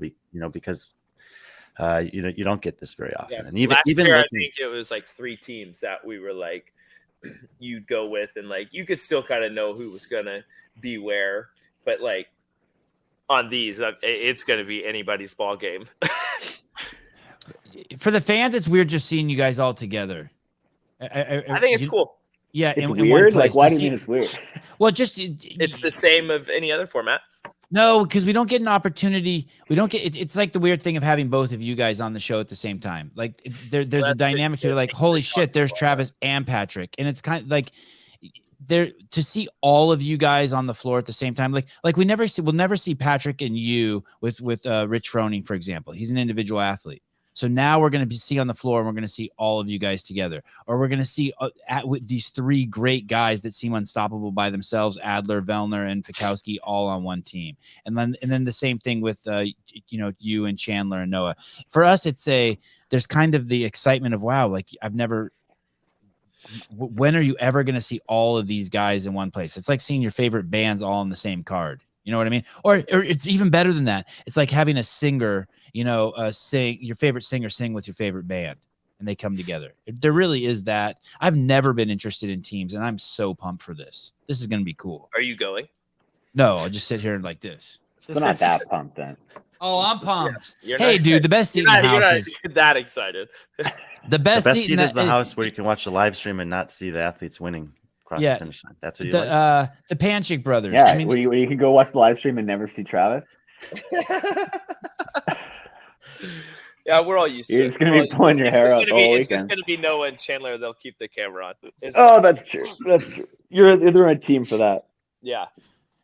Patrick, was it an easy choice for you to do both? Yeah, I think I heard they were gonna do the parallel format, or not the parallel format, the series format, and I basically said if the teams are second, I would do both, and then I would just like find a team of guys. It's pretty easy. I can just sort of text anybody, and they'll take me on the team. Yeah, that's true. Very. Not everyone has that luxury. Was it who initiated that idea? I can't actually really remember. I think I was talking to Brent about something, and we kind of had the same thought about it. He's like, oh, did you hear about the format? And it's like, yeah, I'll probably do both. If the individuals go first, I'll do both. I don't want to show up to the individual competition wrecked, but and he's like, yeah, same thing. And I was like, oh, well, like, do you want to just make a team and we'll figure out a third? And we kind of fished around a little bit. But man, So the Jeff team- wasn't even the first one, man. it's funny how you start to just like put feelers out, and there's so many people competing in this team division. You'd be like, bring it up with somebody, and they're like, oh, I'm committed to the team already. I'm committed Who's to your this. first pick? I think we have BKG. Mm. And it was like, I was kind of trying to think of guys that were like our same era, right? Or like Yeah. the guys that have been like in that kind of top thing. We've all 13, been competing 14, individual. yeah. Old. Yeah. He's saying old. The old So I guys. was like, that was The like old what I wanted was like a team of like, yeah, just, some seasoned The veterans, nostalgia right? of A the little old gray guys. in the beard. And I got a lot of that. so I got I think we asked BK, and then he had a team, and then I think we asked Jeff next. Because we were like, well, if I can't do that like nostalgia team, we'll do a full Canadian team, and I'll just make Jeff lift all the weights, and it'll be fantastic. See, like, look at this, Matt Burns. I hope Brent, Pat are right next to Rich. Me too. I hope. And why? Oh, because man. we just want to see it. Yeah. We're gonna God, look I so hope- tall. I hope all you guys. I hope all you guys get in the same heats together. Hey, it's We're all going to be in the same heat. Yeah. just because you're the best teams, and that'll be the way it is. They'll put the best teams at the top. But I mean, you're looking at like 15 teams that are all good. So all of them are going to be pretty good across. So there's the gonna be board. some good teams even in the ass heats. Yeah. If there's 10 teams in the last heat of men, so there's 30 athletes on the floor, like 25 of them are basically superstars in the sport. Yeah, God, it's gonna be so great. It is weird. You know how many James athletes there are on teams? Brian, I feel like From this year or from out their entire history? we'll just say the history. Say- I like that. I'll have to find that out. Say within. Don't go history. Say within like the last like 5 years or last Okay. something. You Put guys a keep limit on talking. it. I'll have it in a minute. You guys are so rude. You treat Brian like he's a spreadsheet. He's a Well, human being. That's all he does. That's all he does. He's He likes it is doing interesting. That's why he does so many of them. It is weird because like you and Fikowski are like caribou and Adler's like a deer. So like to see the three of you guys together, it is a little off. But man, Teams Adler's are like a individuals deer. only. or he could be the caribou and you guys could be the I deer. feel like he would be the caribou. Either way, I don't know my animals. I'm just making them. Either way, it's an amazing team. I mean, it is really. I know it scares those guys. It scares Travis and Noah and Chandler. It'll be a good team. We have a unique challenge though with like Brent being much bigger than both of Jeff and I, and like I'm a little bit bigger than Jeff. So I feel like I'm going to be this bridge, and I might end up doing a lot more work than I want to if there's lots of synchro, because I might have to just synchro more with Brent and then also synchro with Jeff. So that's my fear going into this week. He has fears. Do you have That any I'm fears, gonna- Travis? You'd like to share? No, I don't think that's even crossed my mind. No, but I mean, I think myself, Chandler, Noah, like we're all like Noah's probably I'm the tallest one out of everybody. But they are so good at like the gymnastic stuff, so they sync up with mine. So it's all based off of my speed for pretty much everything we do, unless it's like wall balls or rowing, then I change my cadence. But the majority of it's based off of like me. Right. No, so no So stress. it's no stress for me that I just do my normal workouts and they just come Yeah. along for the ride. Good. That's a great gig. See, I'm the guy who's like, they're like, you're good at gymnastics, so like figure it out. And then I've got to do that. You're gonna have to match one of us. And I'll have to go really slow for one and then a little bit faster for the other. So I'm probably gonna just anyway. I feel like I'm gonna go sign up for this team thing, being like, it'll be fun. I won't be doing that much work, and we'll have some fun. And then I'm gonna end up probably doing a lot more work than I signed up for. Yeah. There are over 30 individual male games athletes in the team division at Wodapolooza. So that would be a whole heat then. Yeah, It's crazy. that's a lot. And if you count, and that's not counting guys like Jorge Fernandez and Josh Valchama, who podiumed in the team division this past year. So that's just guys who've competed individual over 30. Yeah, for sure, because that doesn't count. Everybody knows that. I wonder if is Jorge going to the games this year? You think is he doing teams again? He's doing They I teams. said think he they is are, doing yeah. teams again. Yeah. Oh, what a shame. Tommy Rodriguez, thank you for the $10. This is probably one of the easiest shows I've ever done. These guys are awesome. Don't let them know. Travis, I'd spoken to Patrick about the beaded rope at the games, and then I heard you mention it on the Animus Corpus. God, horrible name. Podcast. But great numbers though. Podcast is killing it. Podcast is great, but I didn't come up with a name. So there is you thought it was a little weird that people just showed up with beaded ropes too. Yeah, magically. Wow. I have a speed rope and that's all I used. And these other people magically have these beaded ropes that where did this come from? Pull it out of their bag, perfect size, ready for some wonders. I mean, I think it was still one of those things. They should have just like, you don't have to say what we're doing, but just put a feeler out. I remember seeing a video of Horvath doing crisscross double under. Yep. beating up. They got pulled down. So, Yeah. In that, it's already questionable of okay, so you have this upper hand of already knowing. But I feel like that happens every year with something. Like someone always gets leaked something. Someone always has some upper hand of knowing some workout or detail.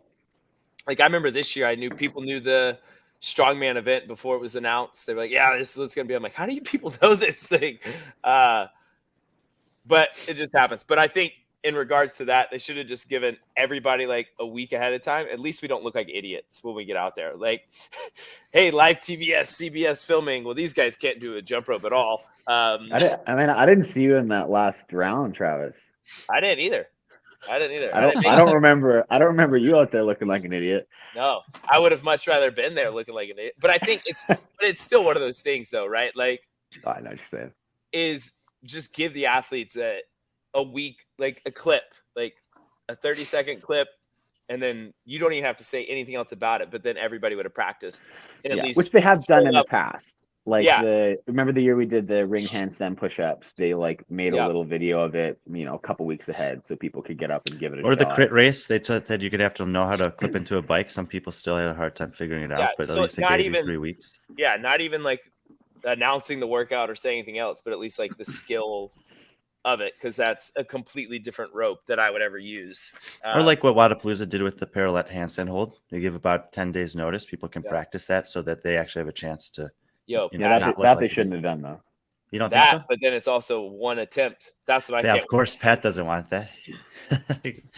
Well, it's interesting. That I figured it should have been a few times on a few attempts. Like you have a 2-minute window attempt. Like the fact that there's too much gray area for that. Like the person winning, it'll be addressed. So even if it was like, Pat could win it, but kicks up and just has a little slip up fall. It's like that's your one attempt. Like that to me, just you don't let the athlete show. No, there'll be a caveat for that. Yeah, I think they've done things like that in the past where it's like if you don't do 5 seconds or something like that, then you can kick up again.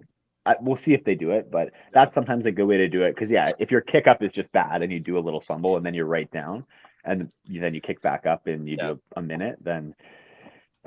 There's ways to avoid that. Hopefully they think about it. No, we've talked about that. It'll be a time where like if you haven't like by this time you have to. Then that makes more sense. When I saw just one kick up, I was like, look, that's come on, people. Like we just don't want people out there all day like they do 20 seconds. Like no, I can go longer and go again. Yeah, because there's a lot of other cap it at a window or something. Right. No, that's better to at least give them. But we also wanted someone if they could go for 90 seconds. What you're saying is you already know all the workouts.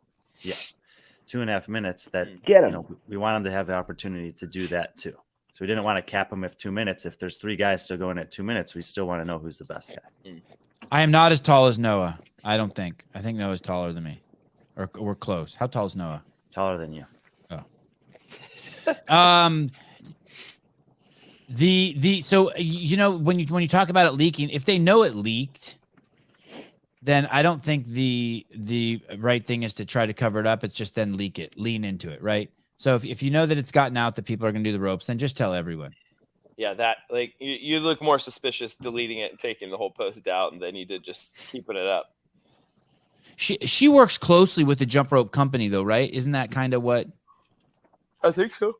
That was like a RX ropes or something. Who was it? RX Smart Gear, right? RX Smart Gear. Is that the same as RX ropes? Same people, Dave? Yeah. Hey, I feel like secrets don't make it to Training Think Tank, or like I don't feel like leaks make it down there or to Canada. Like you guys are kind of out of the know in your we're not informed. Your circles. We're too pasty to be in the loop of that. You guys, hey, I know everything. I just play dumb. There's a great comment here about your decor, by the way, Pat. Pat's house looks like it's a set from Stranger Things. Apparently, it's 1983 in Canada. Hey, man. Back in, what is it? With the nostalgia era, man. Everything was better back in the day. Pat, you did not have a beaded rope at the games. I did not. No, he did not. I only had a speed rope. I had 2 speed ropes, actually. I had 2 as well. Didn't go well. I was practicing in the back, and I nailed my back, and somehow, like, it created, like, the Susan G. Komen, like, breast cancer symbol, like, welt on my back and was bleeding. I'm not. Are you pulling that up, Caleb, so we can see this Susan G. Komen? What the fuck is that? Like, that was a good pull. Yeah, it looked on my back looked like without the dot, but just like the line. I have a picture of it somewhere. But yeah, no, that definitely happened. Yeah, the speed cables too. Like if you hooked your feet and like landed on the cable, which I did a few times, I completely wrecked. I had to get a new cable when I came home because it was like all kinked and it ruined it. Yeah, ruined. Yeah, I don't even know how you. Yeah, what a mess to even. Hey, that we can agree definitely on that. At least if you're not going to tell the people, have ropes, the appropriate rope available for everyone, right? We've done that in the past with a few things, like with the heavy ropes, we always get one, right? I think that would have been probably the best thing to do. Yeah, you just give everybody but- their own. Give everyone a new I don't- bead rope right there. Yeah, that's crazy to do it with a wired rope. Travis, here's a great question for you. Can you beat the 606 2K? Or no, it was actually 603 that Hopper did and 606 that James Sprague did on the 2,000 meter row. What's your best?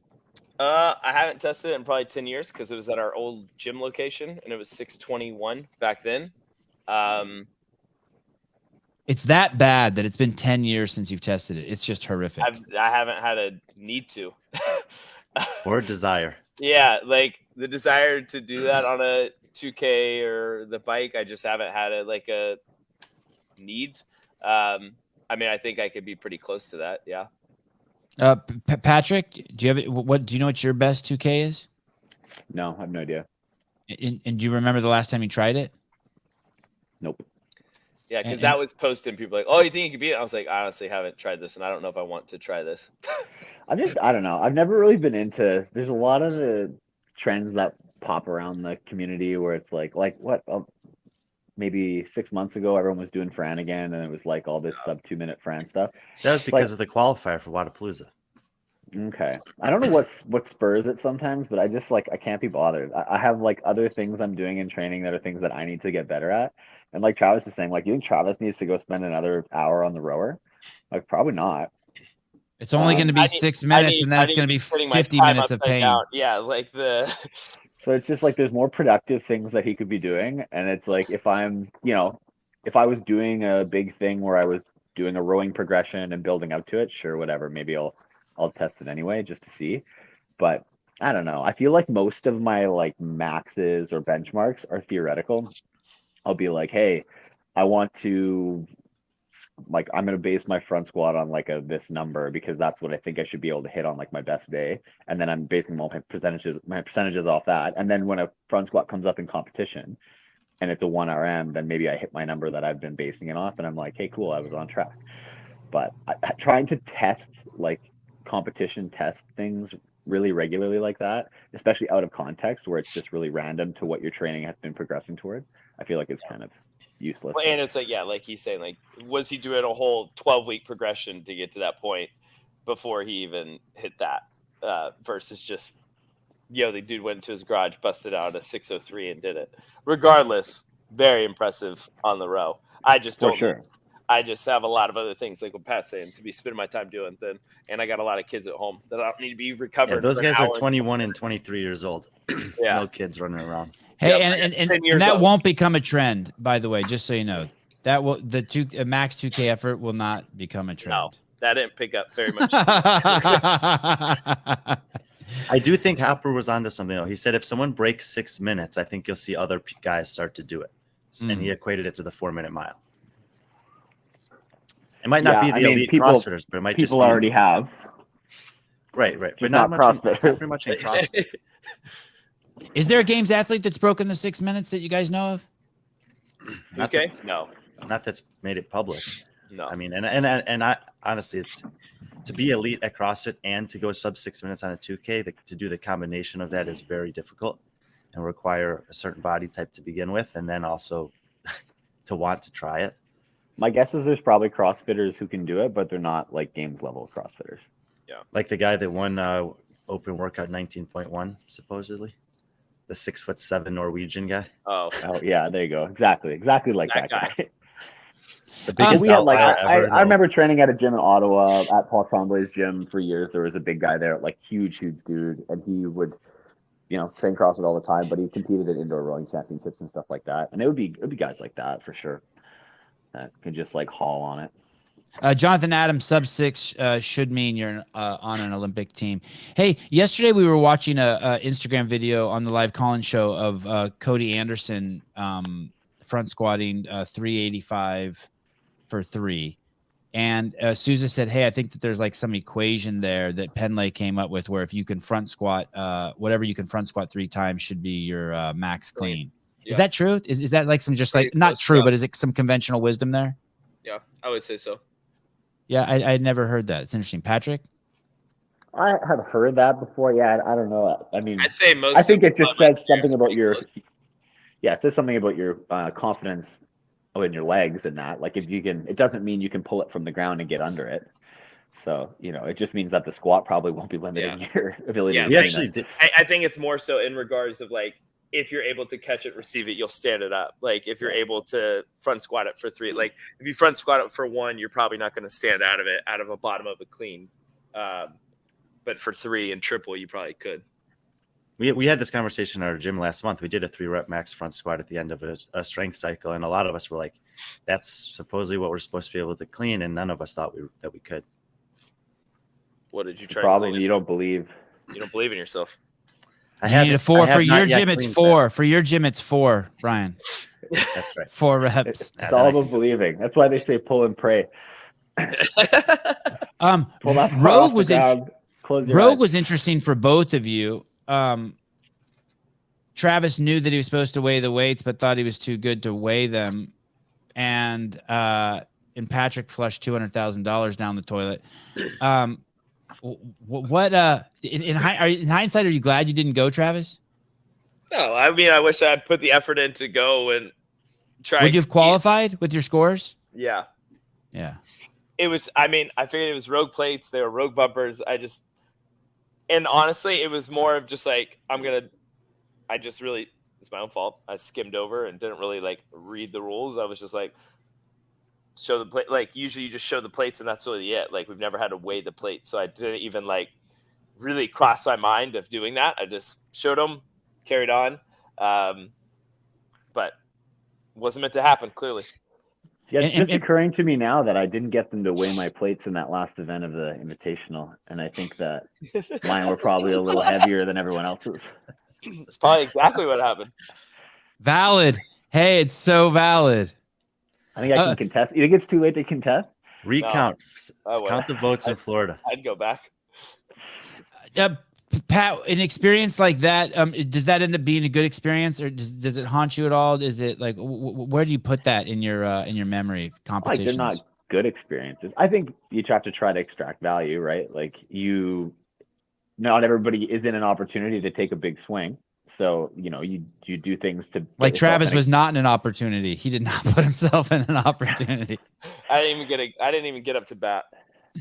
But yeah, so it's like it's good to get to that position and be like, hey, I'm still contending for the top spot here, which is huge in a field like that. So that's super valuable.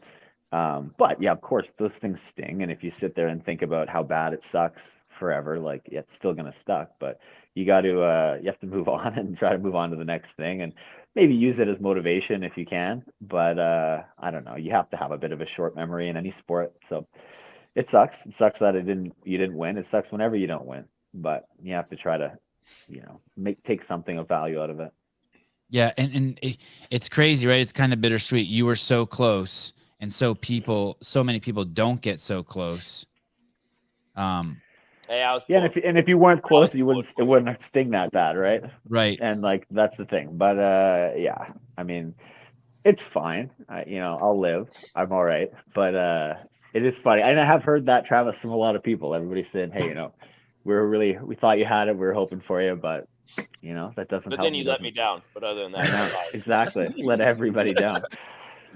So, but, the other thing is that I've looked at is it makes the men's field look really exciting. Like the other thing I heard a lot was people saying, man, that was the most exciting finish I've seen in the men's competition in a very long time. Well, and then we had a super exciting finish in the men's competition. It wasn't maybe the same caliber of games athletes, but in Dubai, it came right down to the wire also. And I'm hoping that it's close in Miami. So this is the thing. And I don't know how it could not be. Like, I'll be honest, I don't know what happened in Dubai. 5 points separated 3 spots on the podium. That's 1 position over the course of the weekend. Yeah. Hey, all of these events, it's so close that like you can be like, hey, if it wasn't for that ref, or if it wasn't for whatever, you can just point to one small thing. It would have been different. I mean, but every sport is like that. And right. If I get to say that and be like, well, it was that whatever, no rep, and then the guy that beat me gets his chance to take back his worst mistake or his worst call, and everybody gets to do it, and then it washes out anyway, right? So I think, agree. Yeah, everybody gets tough calls, and you can't. They do suck, and sometimes they suck worse than others, but you have to take that for what it is and try to just be a little better, move a little better, and try to not leave it in the judges' hands whenever you can.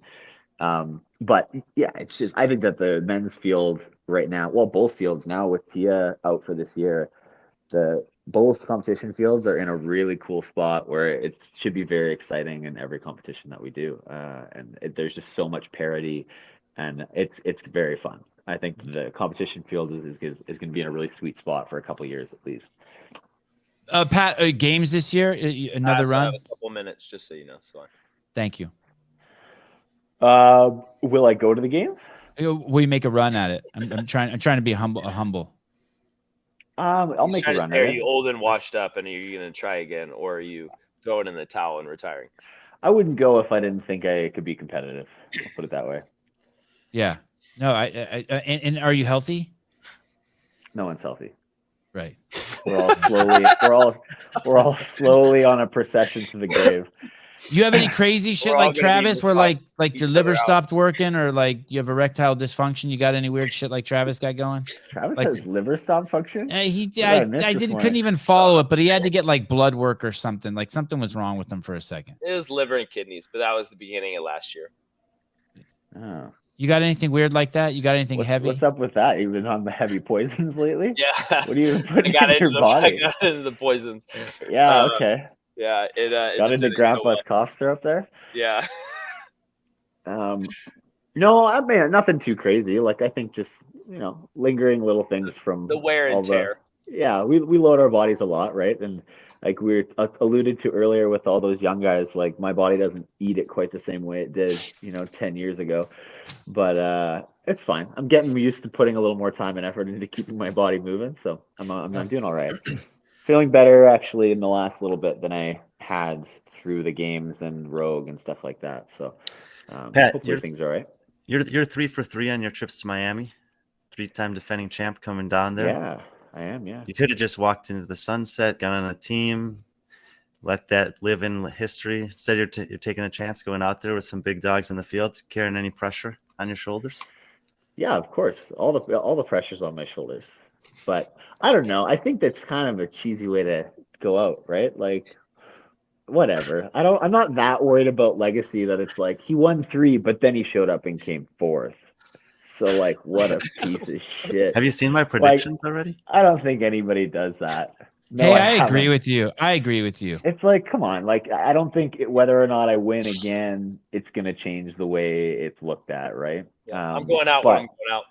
Yeah. No, like, I love that This is attitude. a pretty sweet job, right? Like, I love that I'm able to do this. I'm able to travel around. I'm going to get to go compete with a bunch of friends and see people. And this is very cool stuff that we get to do. And that is not lost on me. I think, the later I get in my career, the more I appreciate it, because I think in the early stages of my career, when I was in school and things like that, I didn't enjoy it. I the same way. Like I was really flying in, competing. It was like another job, and I'd be in and out, and I would just do my job and then leave.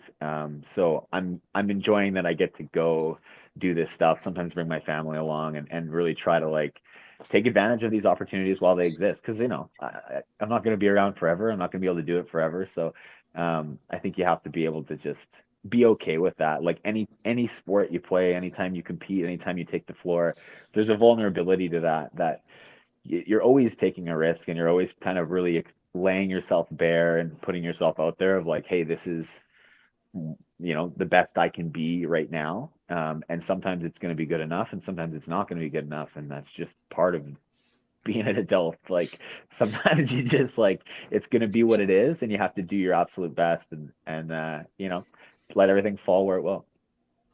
He's won individual 3 times in a row. Yep. 2019, You're you beat Travis Mayer. You're a stud. Oh shit, Travis, you have to go. The new we're getting spammed. A new dating for all tastes and ages. you brought your bots with you. I can't help it. Hey, both you guys, thank you so much for coming on. Super excited. You guys are the best. That was seriously, that was the easiest hour and 38 minutes of my life. Yeah, it was probably the longest of mine, but other than that, it was fun. We will see you guys in Wodapolooza. Always awesome seeing both you guys. What do you mean? You won't be there? I will be seeing you from right here, right from where I'm sitting, with my feet up. Sounds good. No problem, man. Thanks for having me on. Good chat. Yeah, thank you. Patty, Patrick, you're a good dude as always. Thanks, man.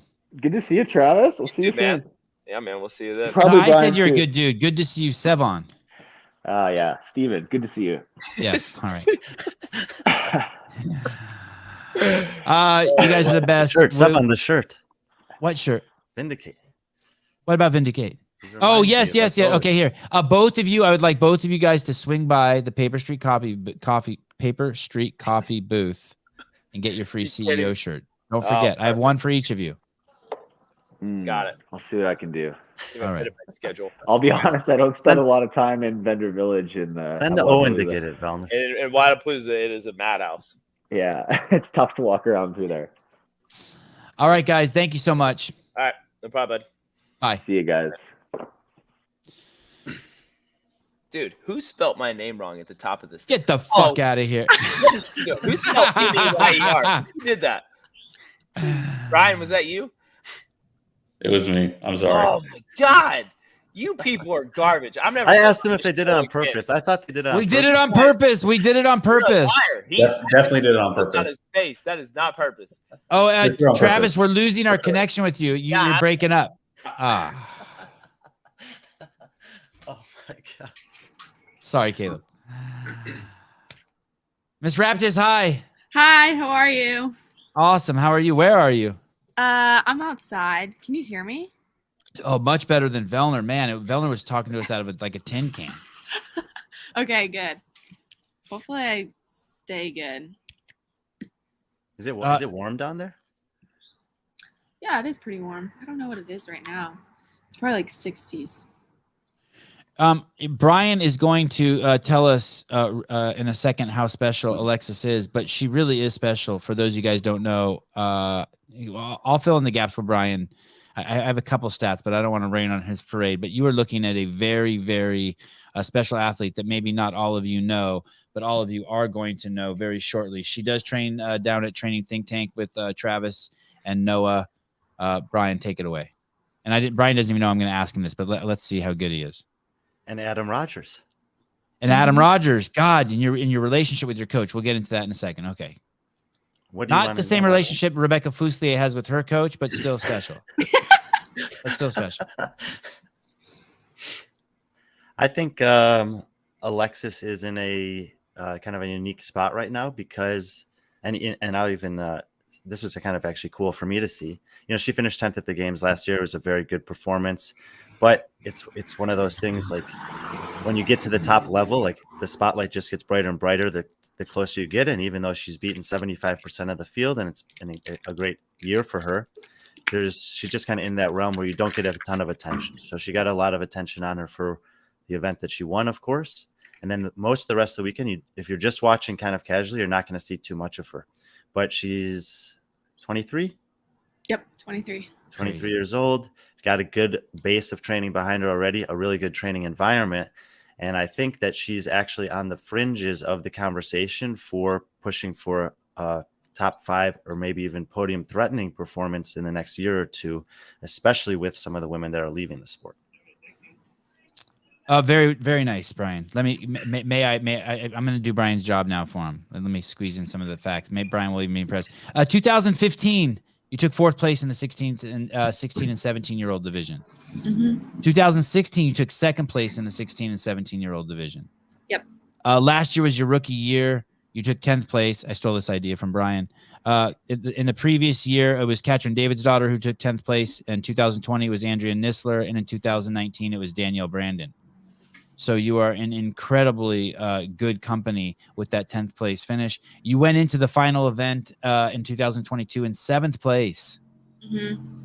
I from hearing you talk about it, I know that stings because you were hoping in that final event to move up the leaderboard, but unfortunately you moved down, but still stayed in the top 10, which was your goal, which is a crazy ambitious goal for a rookie at the CrossFit Games. Yeah. Yeah, I mean, going You're a into bad that- dude. You're a bad dude, Alexis Raptis. I know. You are. Well, the crazy thing is she didn't even do that bad on the final event. It was just like the perfect scenario where the women that she needed to do a little bit worse did really well. Yeah. And I really didn't know where I was at, to be honest. I think I knew I was maybe in like 7th or 8th, but maybe knowing where I was at, like going forward, just being more aware of the leaderboard, maybe it could help me. But yeah, it was I would say it was a very successful season. Yeah. And you're gonna do better. Yeah. Brian, rising star, no fluke here, right? This is a special athlete. Some I think so, really yes. crazy skills. Yes, definitely. Thank Yeah. you.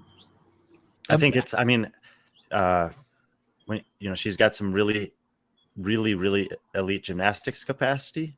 She has some really good barbell capacity, and those two things are a really good recipe. I think that if you had to choose 2 of 3, with aerobic being the other one, aerobic's the one that you would be okay with having the need to bring up to meet the other 2, and I think that that's kind of where she's at. Mm-hmm. Tell me who Adam is. In all the interviews I've watched with athletes, you really talk about your coach more than I've heard other people talk about their coach. Yeah. We have a super special relationship. We've been working together since I think almost 4 years now. And so the first time I worked with him was I competed at Mid-Atlantic in 2019. And at the time, I just wanted a coach. I didn't really know anything about him. I didn't know anything about Training Think Tank. It was kind of just like the perfect storm. Like, it all worked out, and I don't know how it worked out because I feel like I chose the best coach in the world without even knowing it. But he, especially since I've moved here to Georgia, we've just gotten to know each other so well, and he just knows me so well as an athlete and also as a human, and it makes it so much easier. Oh my gosh, my laptop just talked to me. That was weird. But anyways, he cares so much about not only, you know, my success, but also just me as a human. And so getting to know him better since I've moved here, and just building that relationship took, I feel like, my level just to the next level completely. And I feel like that showed at West Coast, but then it wasn't until after that where we really just both 100% committed to the process and committed to this goal that we set. And we both put everything that we had into the season last year, and it just showed. We were just in sync with everything, and it was just, I don't know, it's just really special to have a coach that cares so much. It feels like he cares equally to how I care about CrossFit and my goals. And I mean, he was there at every single training session, every competition. He had every workout, every warm up written out for me, minute to minute, just everything dialed in. And he's just super professional, and he's so good at what he does. And I just let him take care of the whole coaching programming side, and I don't worry about a single thing. And I just do what I'm told, honestly. And it just works. It works so well for us. How much of it has to do with I mean, obviously a huge part of it has to do with the fact he knows what he's doing. He's got a good eye. Yeah. He's able to, he's understanding you. But how much of it also is the fact that what I'm hearing you say is that he believes in you so much, and he's raised the bar so high in coaching that now you have an obligation to raise the bar that high as an athlete. I'll say something so cheesy, it might not even be appropriate, but something as much as if you wanted to eat something bad at night before you went to bed, you might not do it knowing that your coach has put this much effort into your success, that now you feel obligated to put that much effort into your success. Yeah. I mean, I feel like any failure that I have, I feel like I disappointed him almost, because he puts 100% into his side of it. And in order to accomplish our goals, it takes both of us. And so, yeah, any decision that I make, he plays a part in it for sure, because I would not be where I'm at without him. Yeah, what a crazy thing. Even though on one hand you can intellectualize it's not true and it's not right, it's still probably a good mindset to be in, that hey, someone's relying on me. Someone believes in me, and I'm going to let someone down if I fuck this up. Yeah. Just leverage that insecurity or that ego to push yourself. Yeah. Yeah, 100%. Does he have other athletes? Yeah, he's got a bunch of athletes. Does that bug you? No, it doesn't bug me. Drop him, drop her. He doesn't have any other games athletes, and that's, I don't know. I think that would be, if it was another female athlete, I think it would be hard for me. And we've talked about that. But I mean, I would love if he had another games level male athlete. I think it would be really cool. But yeah, he's got a bunch of really good athletes, semifinal athletes. A few, like actually a handful of them are here, which is super awesome because we have a really great training environment, and I can train with a lot of them. But yeah. Jordan Vance, Alexis Raptis equals great. Thanks, Jordan. After the games, so you win an event your rookie year at the games. Does that happen very often, Brian? I'm guessing not. She's in more often than you think, but yeah. But it's still rare, but it happens. I heard you say something like if you could just beat every athlete at least once at the CrossFit Games, that could be a good like psychological piece to take away with you going into 2023. So when you take a first, you do that. It's done. Yeah. Go check it off the box. I beat everyone. Yeah. Yeah, I mean, I thought it was one of our coaches at our gym, Perry. She said that to me. She was like, it would be so cool if you could just throughout the weekend beat every single person at one point. And I was like, that is kind of a cool goal to have. And obviously taking first an event, you do that. But also throughout the weekend, I found myself just beating girls in things that I didn't think I could beat them in. And it was a huge confidence booster because it's like, oh, wow, like everyone's, I mean, now everyone's beatable, you know, like there's always something that someone is better than you at. And so, yeah, like taking first was insane. I don't know, when that workout got announced, I remember talking about it with Adam, and we both knew like the goal was to win. We were going out there to win. Like I had literally just like blockers on. My goal was just like, I'm winning this workout. And after, Adam was just like, you know, like you just won a workout at the CrossFit Games. That's crazy. And I was like, I mean, I don't think I realized how crazy and cool it really was until after. But yeah, that was like one of those moments that you just will never forget. Just so special. Yeah. In the build up to that event, was it helpful at all to draw on the event win from West Coast on the strict handstand push-up the year before? Yeah, I mean, everyone kind of was coming up to me and being like, oh my gosh, this is such a good workout for you. And sometimes those workouts are more nerve-wracking because the expectations are high. But when I was practicing in the back, I just felt so good. And I remember Adam telling me paces for the bike. And in my head, I was like, I don't want to just win this. I want to like destroy this workout. And so I just totally went off script of what he told me to do, and I held like a crazy pace on the bike, and it was just awesome. Like I felt no pain, honestly, because I was just like in this crazy like flow state. Felt so good. I can imagine him in the stands being like, that's yeah. too fast. Yeah, was he freaking out? Was he freaking out? I don't know, but after he was like, you know, you didn't have to bike that hard at the end. Like you were a minute ahead. And I was like, I don't care. I'm ending this the right way. I'm sprinting. Yeah, it was so cool. Hey, when you set the goal to beat every athlete at the games at least once, you kind of know you're going to have to take a first because T is there. And so at some point, and I remember watching that last night, she took second, right? I mean, because she's on the wall when you're on the bike. Yep. So here's the greatest CrossFitter of all time. And then you. Yeah. And you were going psycho. You'd gone full psycho Tim Paulson on the bike. You were getting it. Well, I had no awareness of like where everyone else was at. I knew she was on the bike too, but in my head, I'm like thinking she's probably right behind me. I got to pick it up. And so the crowd is going crazy and I was just like ripping it. I couldn't feel anything. It was just all just adrenaline at that point. But I also knew, I mean, my goal was top 10 all weekend. And so you have to take like wherever you can get those home hitter workouts, like you really have to take advantage of those because that can really like just boost you up there. So every single time a workout like that came out, it was like, okay, let's take a risk because it could really pay off. Alexis, how many years did you do gymnastics for?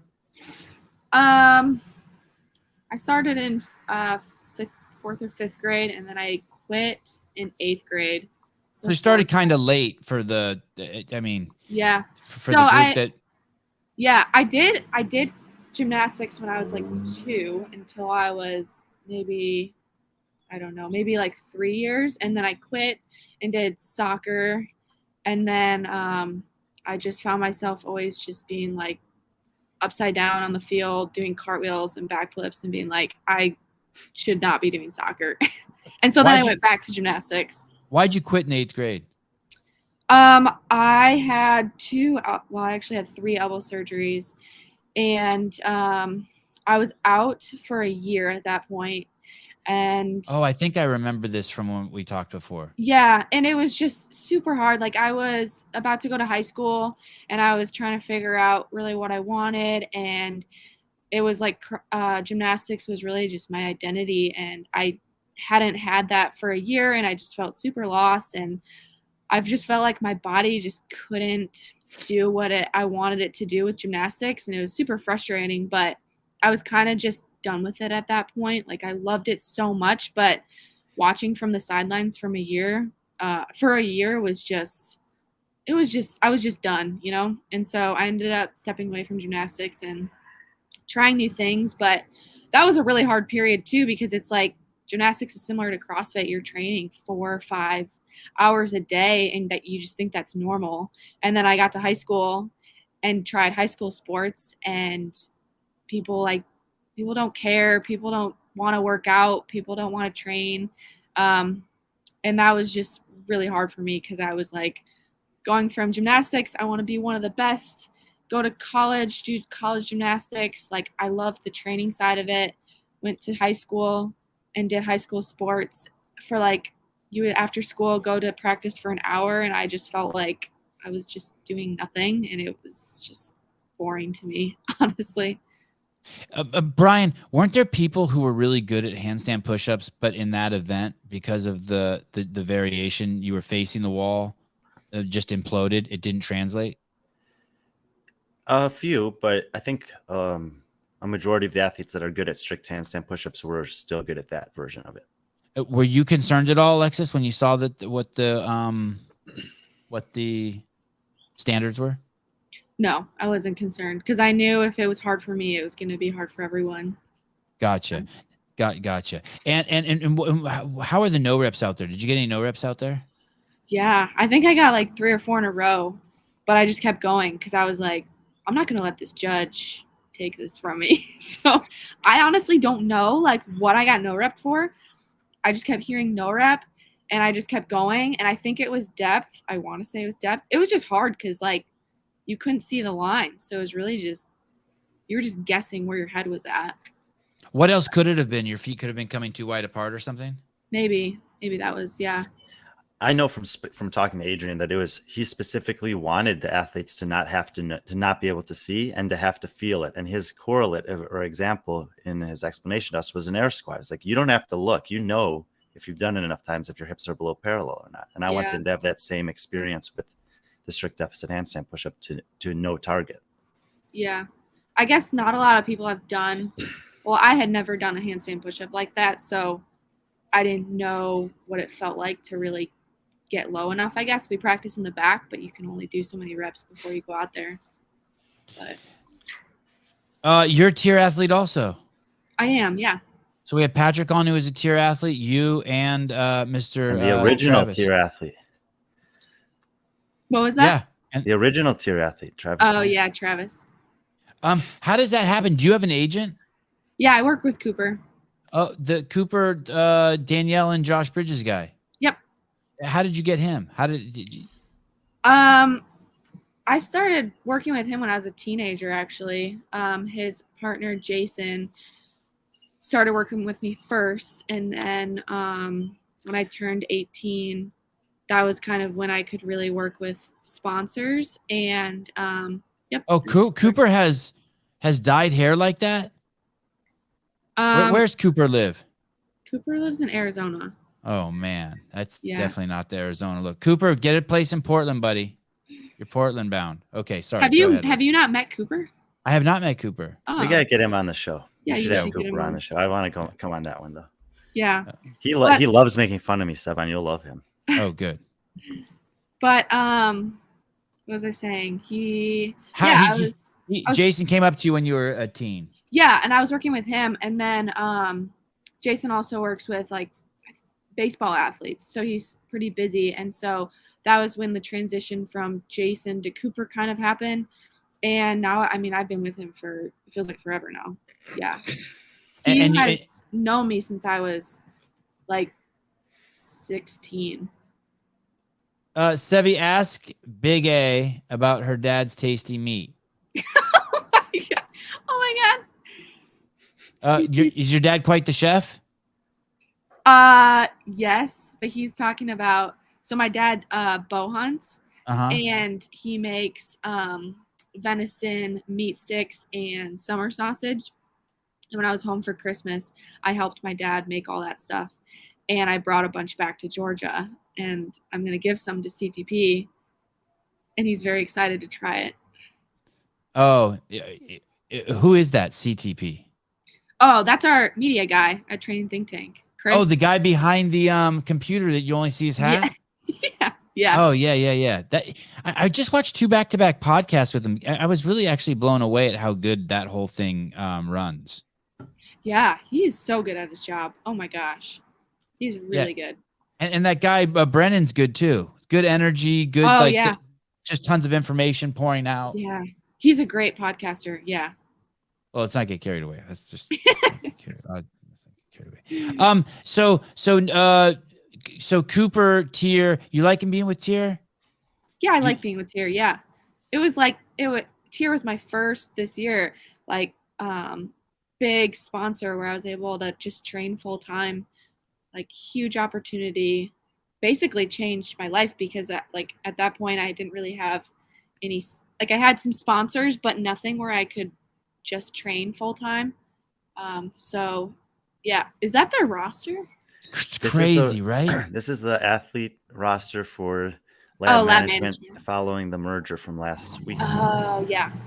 And Does Alexis that is affect you at all? Does the merger affect you at all? You don't even know. Just like Yeah, I think it'll only help us, honestly. More hands on deck. But I think if you go down, you can see what she was talking about also, that there's some sports outside of CrossFit that these guys work with, Olympians, Yeah. golfers, etc. Yep. And that guy, Jason St. Clair, was a founder of Lab Management, I believe. Yeah. crazy. Yeah. Well, congratulations. That's actually really nice to hear that like your sponsorship makes it so you can focus on your training. Yeah. The Wodapolooza this year. Why'd you sign up for that? Why did I sign up for that? Yeah. Honestly, I just wanted to try a team competition. I thought it would be really fun.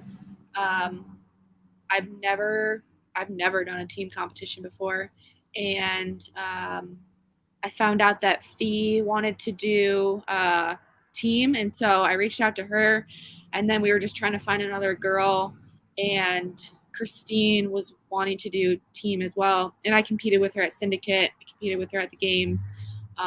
She's super sweet, and so we just kind of put a team together. I would say maybe like 3 months ago, and yeah, I just want to go and have fun and enjoy, not really be stressed out. I think I've competed a lot this year, and I'm not really wanting to compete individual right now. I feel like once the Open comes, it's just we're competing all season. So I'm excited to just go there and have fun and just kind of be a little bit less stressed. Do you check in with Adam before you do that? Yeah, I talked about it with him. He thought it was a good idea just to go and compete, just get more experience competing without like this big pressure of individual and having other girls with me and just getting to know more athletes better. And yeah, he was all for it. Have you looked at the individual elite female roster for Wodapolooza? No. There's 0 of the top 16 from the CrossFit Games there, and $75,000 for first place. Wait, how much? Can you say that again? Is that tempting? It is tempting. Is it too late for her to enter? I don't think so. Yeah, why It not is. go there, Alexis, and clean up, get that 75K, and then do the team? I know that is very tempting. I think everyone probably is in the same boat where they're like, I don't want to compete. So then I feel like no one. I don't know who is on the individual side. I haven't really looked.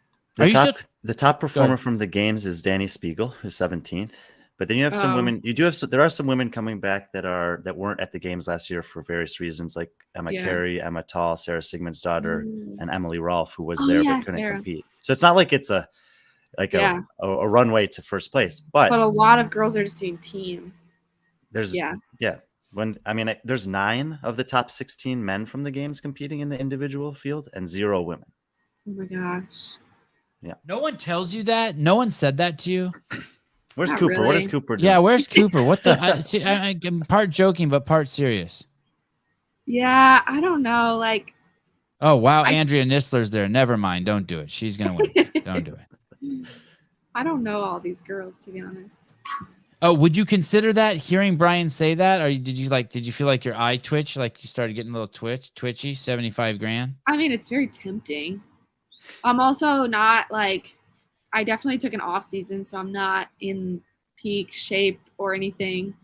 I don't know how I would do right now. I think I would still be able to go and do really well. Oh, you fucked her up, Brian. I'm like, she's already seeing, okay, I could get those new tires. So I put this out on Instagram the other day, and I said exactly that. There's none of the top 16 women from the games competing. There's this much money available. It's the 5th highest individual paying position of the game season. 1st and 2nd at the games, 1st and 2nd at Rogue, 1st at Wodapolooza. No one's signing up for it. And I got like 75 responses from people, all speculating why. And it was actually kind of fascinating to read through them. What were people saying? Just people don't want to compete right now. It actually was cool because some of the responses came from coaches even who coach elite female athletes. And there's, so there's everything from, there were a lot of people like, well, Tia's gone and everyone's eyes on the games now. But I'm thinking, no, they've already made this decision before they knew that Tia was pregnant. They might have even thought she was coming back next year, like she said. Yeah. And so I think it's more about that there's a lot of women that were even maybe like 2nd place through 15th at the games, this range we're talking about, that think, man, if I put one good training season in, I'm not that far off of improving by 5 to 10 spots at the games. And if I do these competitions in the off season, what am I giving up in terms of that potential? And that's where most people's minds were at. Jonathan Adams, she's going individual this week now. Love that Brian just messed up the whole competition. I'm not. Adam, I don't think would want me to do it, to be honest. Hey, go ahead. Sorry, go ahead. Yeah, I think I need a break. I think I needed a break, like an off season. Imagine where you could go with 75 grand, just straight from there to Aruba. Do you have a boyfriend? No. Oh, well, then even better. You could go by yourself. Aruba, save the money. Aruba. Travis just texted me and goes, "Don't mess up. Go take the 75K." And then he just told me I smell. You stink, but I support you in going to take the 75K. Yeah, no shit. Hey, I asked this to Patrick, and Travis thought I was stirring the pot. Maybe I was, but if you did do individual and do team, is that comparable to going to the games? You think, in terms of just the psychological and physical wear and tear? I don't think so. I feel like we're so far out. But 2 competitions back to back, 4 days of just training. I mean, I would competing? like to think that they're not going to bury us. Like if they're doing that and you have that opportunity, because I know Sarah's doing both. So it's like you can't totally destroy her the first 2 days, or else she's going to show up to the team competition and not be able to do much. So, I mean, hopefully they don't kill us or kill individuals. I don't know. I don't know anything about the programming. I think it's a tough situation for Wodapolooza. They're very much like want to create an opportunity where athletes can do both, but they also know that there's a significant prize purse on the line for the individuals, and I'm sure they want to have the fittest person emerge as a winner there. Is Sarah still training at Training Think Tank? She still does Training Think Tank, but she's in, I think, Iceland right now. Oh, so you don't see her in the gym every day? No, not now. I think she's planning on coming back possibly for the season, but I don't know. I haven't really heard like a set plan for her. Yeah. How close are you to the gym? I'm like 1 minute away. Wow. Yeah. So you, that's home for you, Yes. and you go there like every day. Every day. And is that home for Adam too? He's based out of there. Yeah. Yep. He's Wow, there you all got- day. You got a great thing. Where were you born? Where's home? Where did you come from? Michigan. Okay. Oh, did you know who did we have on the show who was Paige Powers. Paige Powers? Are you friends with yeah. Paige?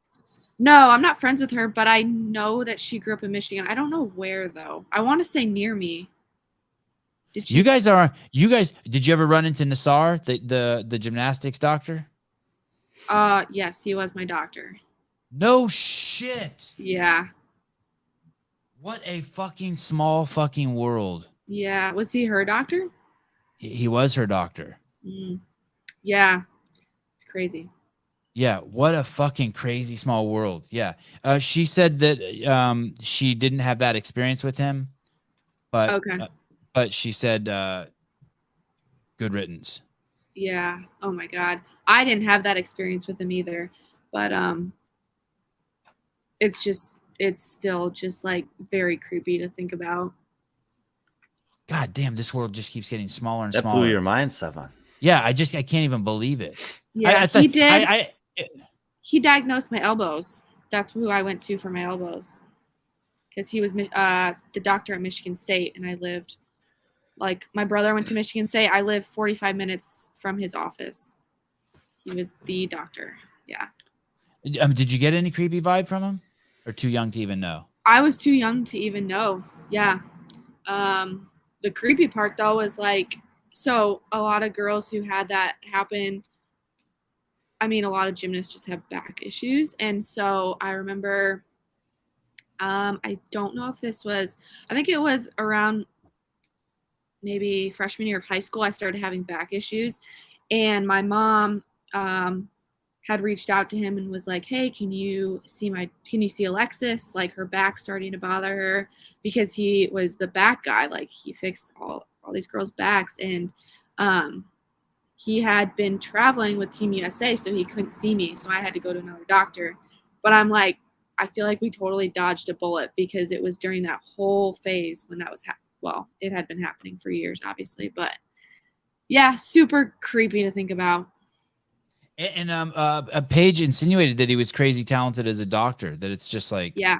I mean, he knew gymnastics so well. Like any other doctor I went to would have just been like, oh yeah, you got to quit gymnastics. But he knew everything I needed to do, like laid out a set, like detailed plan for like just the start of my surgery until, the day that I was going to go back to practice. And like, he was in full support of me going back.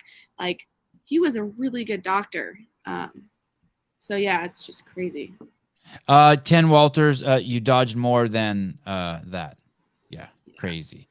For those of you guys who don't know, that he ended up killing himself, right? Oh, I didn't even know that. I think that's what Paige said yesterday. I didn't know that either. Can you look that? He didn't kill himself? I mean, oh, It was a guy who was associated with Larry Nassar. I think Nassar's in prison right now. what's the sentence? How long did he get? Like forever? oh my God, yeah. Like 70 or I don't even know.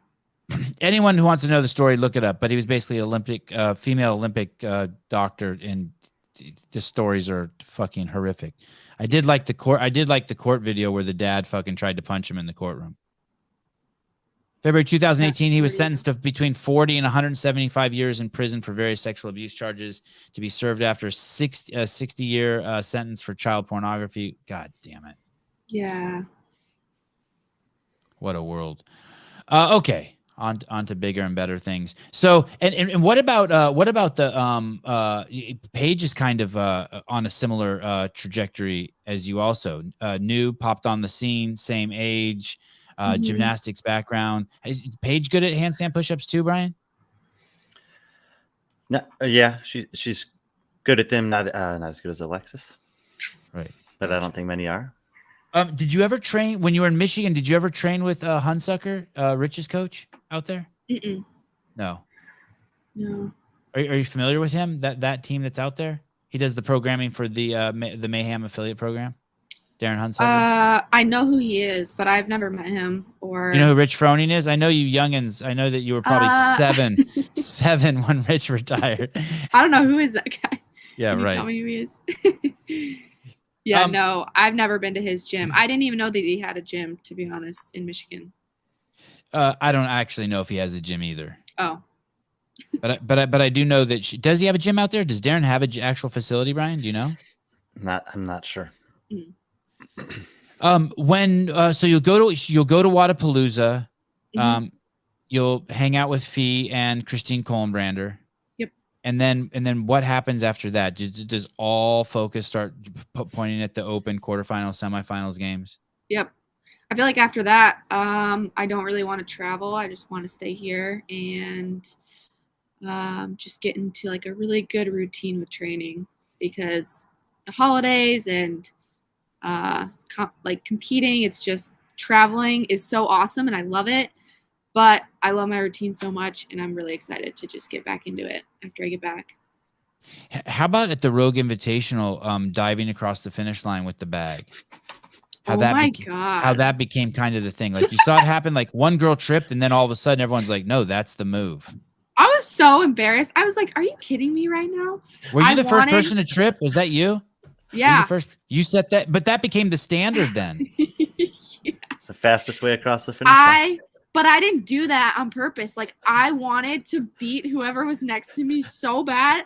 My legs were just not having it. Like, I was trying to move way faster than my body wanted to. And God, I this was is like, good. God, I'm so close. And Hey, does that then knock the wind out of you? I actually didn't get the wind knocked out of me. I think I was just You put your so hands down shocked. pretty good. Yeah. But like, that almost cost me a shit ton of points. Like, I was like this close, because that whole thing, I don't know if you were watching, but I was. yeah, like that whole thing happened, and then I had to go to the head judge. I didn't even know about it, to be honest. Adam was watching, like he did all the math, and he was like, you should be in the next heat. Like, someone took your spot. But anyways, I didn't move on to the next bracket, and I was supposed to. And they had already gone through that whole bracket. And so he was like, well, I'm looking back. Yes, you were. We made the mistake.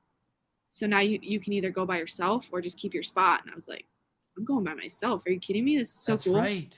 Yeah. It How was so that? cool. By the way, you look like a superwoman there. You look like a superhero there. Thank you.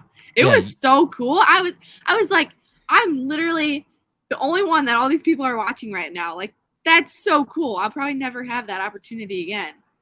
And then I ended up taking, I think, top 5 in that workout, which was huge because I really needed that. Yeah, to do an event by yourself or in your own lane, you either need to have COVID or a scoring error. You and Danielle Brandon are like in a rare league of your own. Did anyone volunteer to do it with you? No. Oh, But everyone came up and cheered me on. It was cool. that is cool. Yeah. Going back to the CrossFit Games, the bike. Have you been training a lot on the bike? I know you had that incident where you crashed into Miss Horvat. That I heard on the Animus Corpus podcast. Oh, yeah. Have you been training a lot on the bike? Yeah, we did a lot of biking in the summer. I would like to do more. I actually bought my bike so I could do more this year. I don't know. I mean, I went into that event knowing I was good at toes to bar and chest to bar, and I wanted to get ahead there. But I really surprised myself on the bike. I just didn't know where I was at because I was training with Travis all summer, and he's super, super good on a bike. And so I was always comparing myself to him, and I didn't really have like any reference to where I was at compared to girls. So I surprised myself. I think my advantage was I'm not scared of a bike. Like, I have no fear on a bike, clearly, because I just didn't brake and totally crashed into Laura. But that was on the final lap. As you're supposed. That was. Yeah. Can you tell us that story? Yeah. So as the final lap, I was pretty much what's it called? I always forget the name when you're like right behind someone Drafting?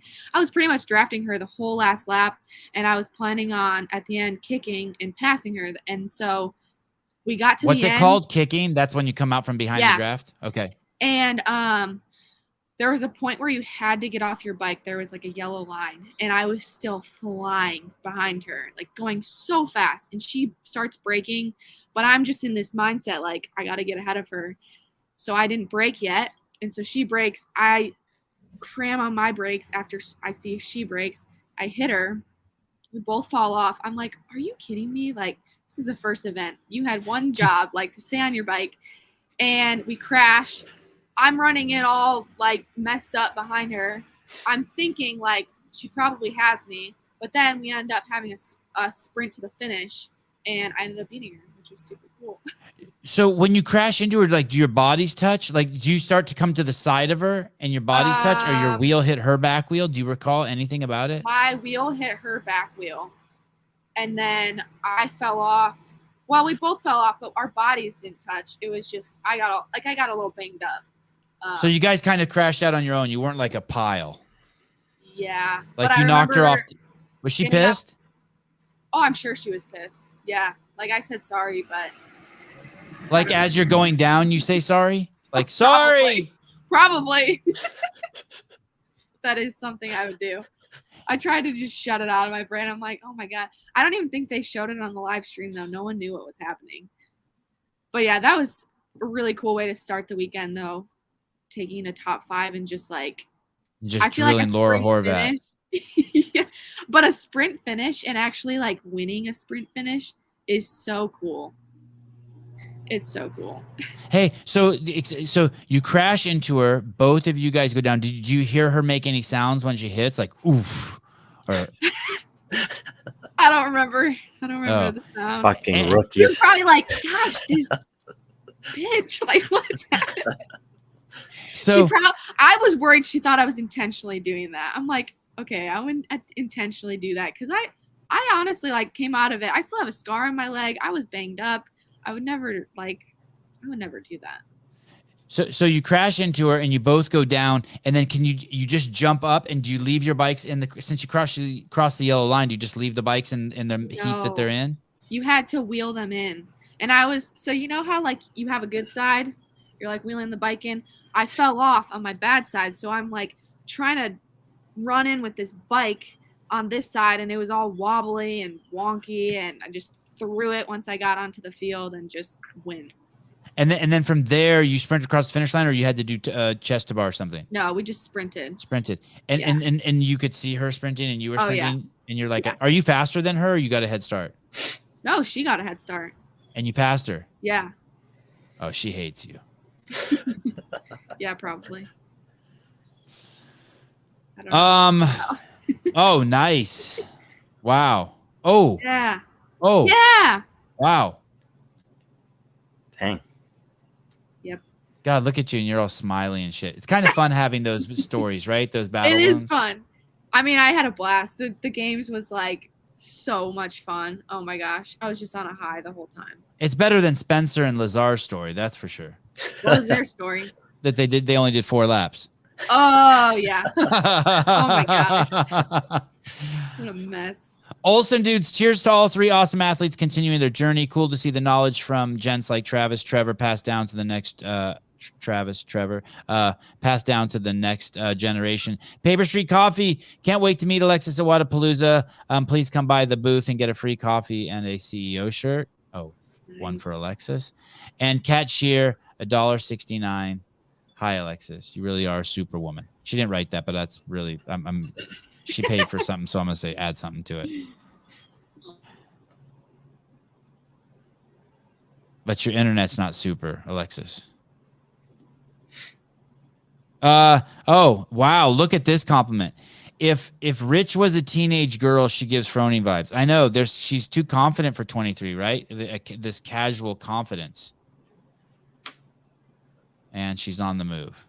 I mean, I bet you she's going to charge her phone. What do you think? Yeah, maybe. I think she saw her battery was low. Brian, I know. I think I know what you're gonna say. But does she stay in the top 10 now? Or do we watch? Does Alexis become top 10 athlete for the next 10 years, assuming she stays healthy? Not 10 years, but a couple years. Yeah. Just a couple.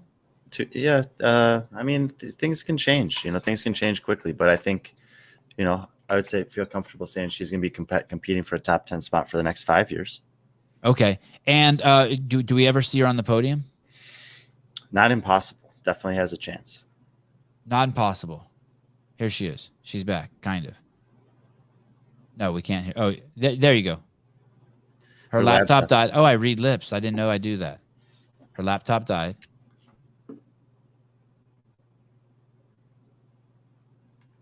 Someone said she has the perfect gymnastics bun. And she's gone. Oh, look at, she's multitasking. Don't even stress. This shows, don't even stress. My laptop died. I'm the worst guest. No, you're definitely not the worst guest. Oh, We had a comedian on here once who you can't even believe how bad he was.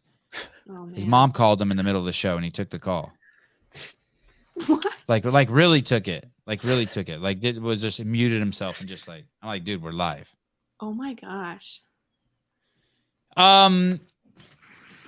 Brian, Brian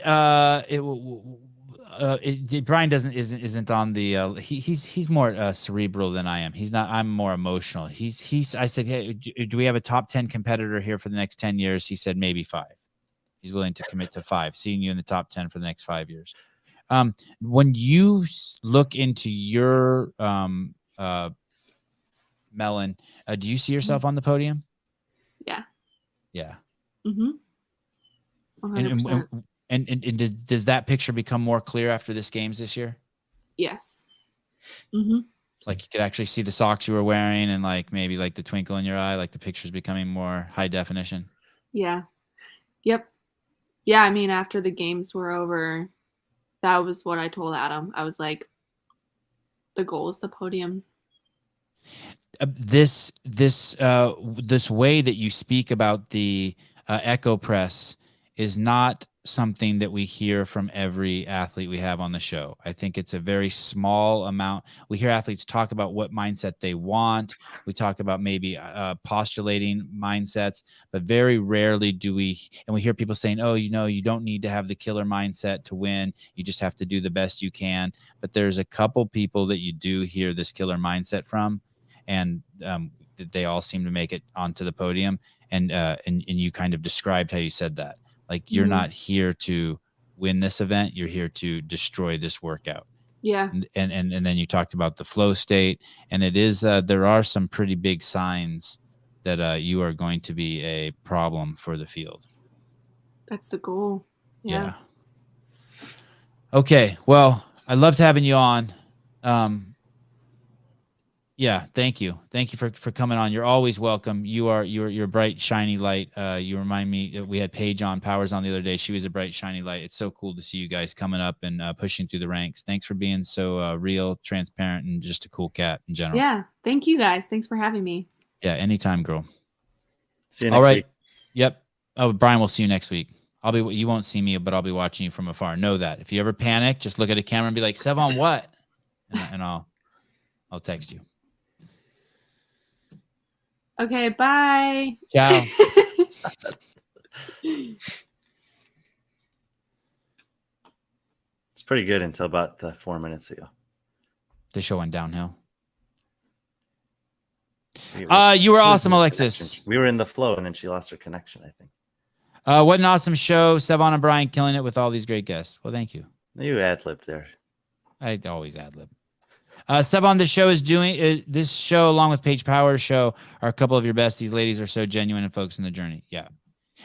So I prepared for Alexis and Travis. I did not prepare for Vellner because I was running out of time last night and I thought Brian would carry that part of the show.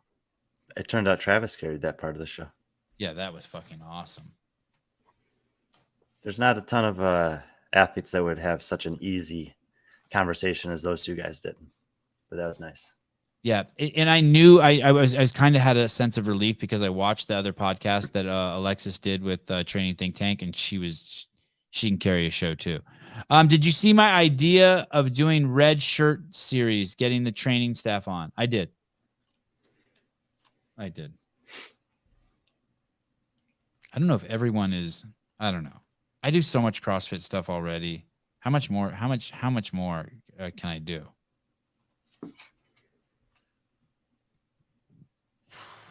I need a co-host that has a blue check mark and 750,000 followers on Instagram, so that I can drop into other people's DMs and get people outside of the prediction show. Here we go. Okay, enough about me.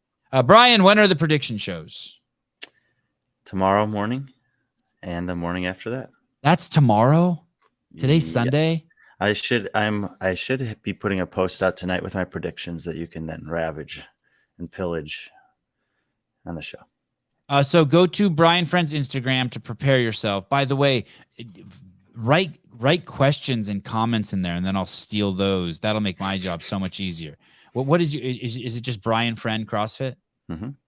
Brian Friend CrossFit, and go there. He's going to make predictions hopefully sooner than later, and then you guys make a bunch of comments, and then I'll read them from there so that I can be lazy. So it sounds like Monday the 9th, which is tomorrow, and Tuesday the 10th, we'll be doing the prediction shows. Tomorrow morning we have Jorge Fernandez on in the morning, and then at 9 a.m. we have the Wodapolooza prediction show. And hey, even if you don't, John Young's going to be on here too. So for no other reason, watch Fire and Water Mix. And then at 5 p.m. on Monday, we have a draft show. So that's tomorrow also. So tomorrow's a busy day, 3 shows. Mm-hmm. And that's with we're all playing that game that Tyler Watkins has created, the Lawn chair leaderboarding. Lawn chair leaderboarding, the Tyler Watkins Fantasy Fitness League. And then on January 10th, we just have the Wodapolooza show at 7 a.m. With are we doing individual first or teams, or we don't know? I think we'll do them in the order they compete. So we'll do individuals tomorrow. Okay. And then we'll do teams on Tuesday. Okay. That way, they've announced more individual workouts already than team workouts. So I'm hopeful that they'll announce 1 or 2 more before, maybe 1 more before tomorrow and another one before Tuesday. I mean, they still have several to announce and not a lot of days. So maybe they'll do a double dip, announce 1 of each, which would be nice. Give us some more stuff to fill in the picture. On a 1 to 10, if there is a 10, let's just assume there is a 10. 10 is the best CrossFit competition that you were the most you've ever looked forward to a CrossFit competition, and 1 is the least. What is the Wodapolooza men's team event? 10's the maximum, you said? Yeah. Yes, like a 9. Yeah. I would say that the men's elite competition is also like an 8. The women's teams of 3 is probably like 7 or 8, and the women elite individuals probably like 6 or 7. Why doesn't Alexis? Why doesn't? By the way, I think the men's team is a fucking 11. I cannot believe that I give 2 shits about teams. I'm gonna enjoy this. I stopped drinking sparkling water, but I'm gonna get a fucking 12-pack of sparkling water, and I am going to maybe grind up some jalapenos, and I'm gonna enjoy that shit. I love some of those guys that are out there. Why did you stop drinking sparkling water, and what do the jalapenos have to do with anything? I just like spicy stuff, and I just, I'm like, are you making some kind of a sparkling water jalapeno beverage for yourself? Yeah, and maybe put a little bit of apple cider vinegar in there too. But I heard that sparkling water is bad for your bones or something. And you know what? If you didn't, I don't even care if it's true. Everything that someone said was bad for you, you'd consume nothing. Yeah, but I don't even care if it's true. I just like enough with the sparkling water. Like, come on, dude. Like, grow up, Sevan. Just drink regular water. It's one of the ancestral tenets. I don't know if that's true. Hey, why isn't Alexis? Why can't she? Why doesn't she just go? Okay, Brian's right. I'm going to get the $75,000, and I'm going to give 3% to Brian for fucking unfucking me. Why? Like I said, the fact, I would say I'm not surprised that she's not doing the competition from a overall perspective. The fact that she didn't know that was going on is a little strange to me. I mean, if I am her coach, if I am her agent, if I am someone that's invested in her, and I'm looking at the the field, and I know the rules for Wodapolooza, which is that if you made the games, you have an invite. And I know that historically you can accept those invites pretty late in the game. It's something that I would talk about, say like, that could be, if we're able to pull that off, that money could really help us next year, alleviate a different amount of stress. We've talked about before on here that, competing is stressful, training is stressful. And if you're able to alleviate some of those stresses, then it opens up more opportunity for you to engage in stress in the training environment. And for years I said, well, how is anyone supposed to catch Matt Fraser? He literally has nothing to worry about except for preparing to be a lethal weapon at the CrossFit Games.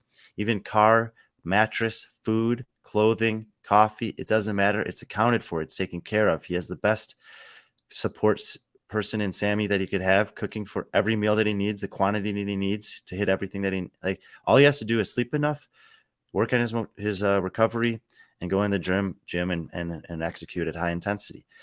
Everything else was taken care of. Everyone else that's chasing him, Vellner had a job for, family. Fikowski had a job for a long time. Ben Smith, family, owns a gym, all these other things. Fraser had none of those things to worry about. Tia had none of those things to worry about.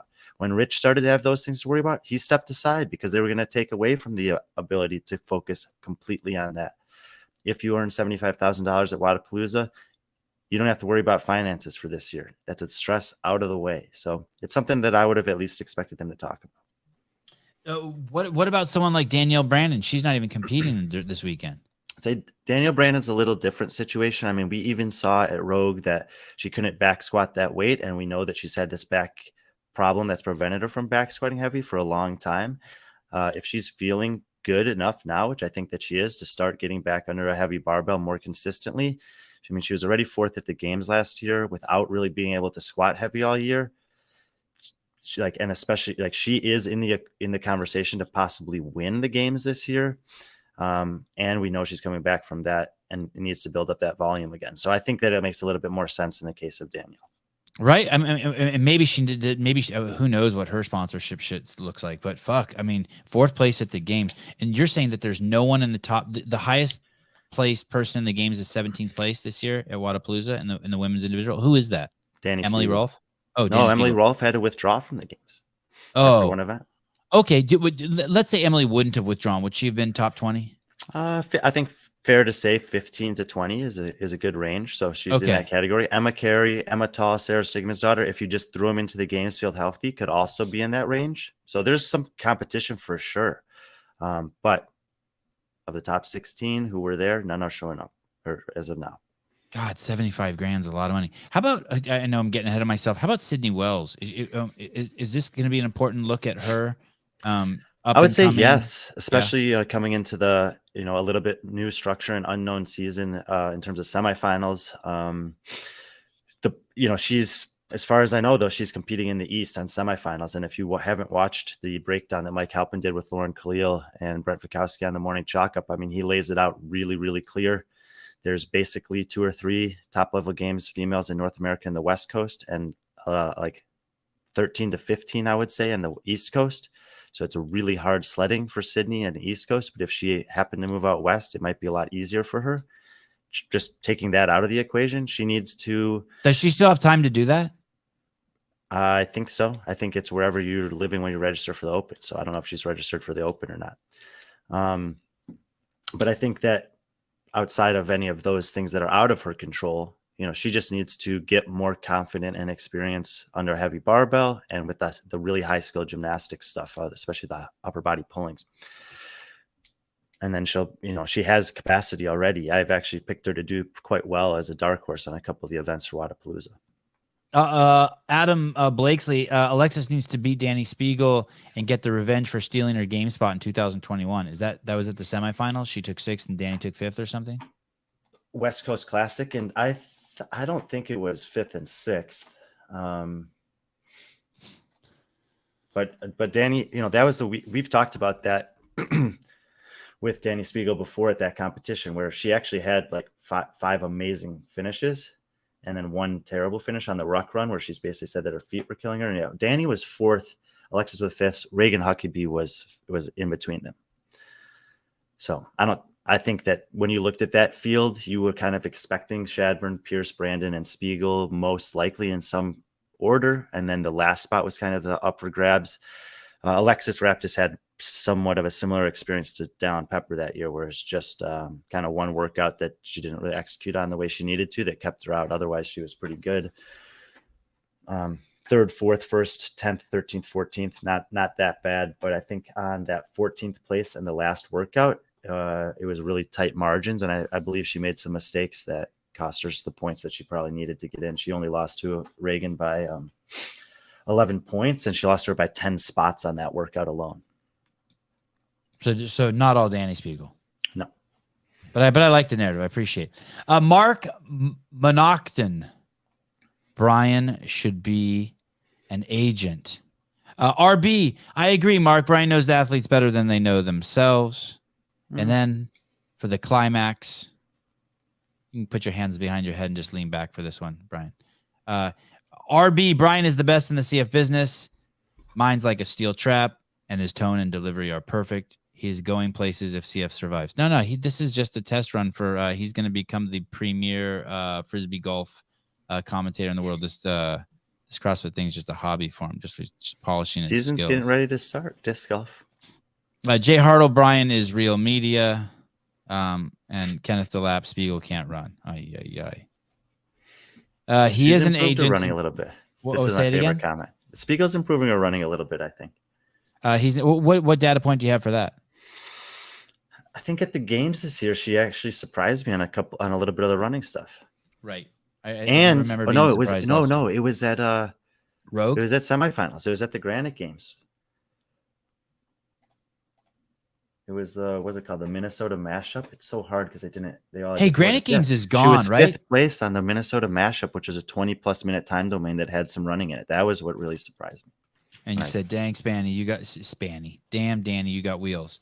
Brian, Granite Games toast.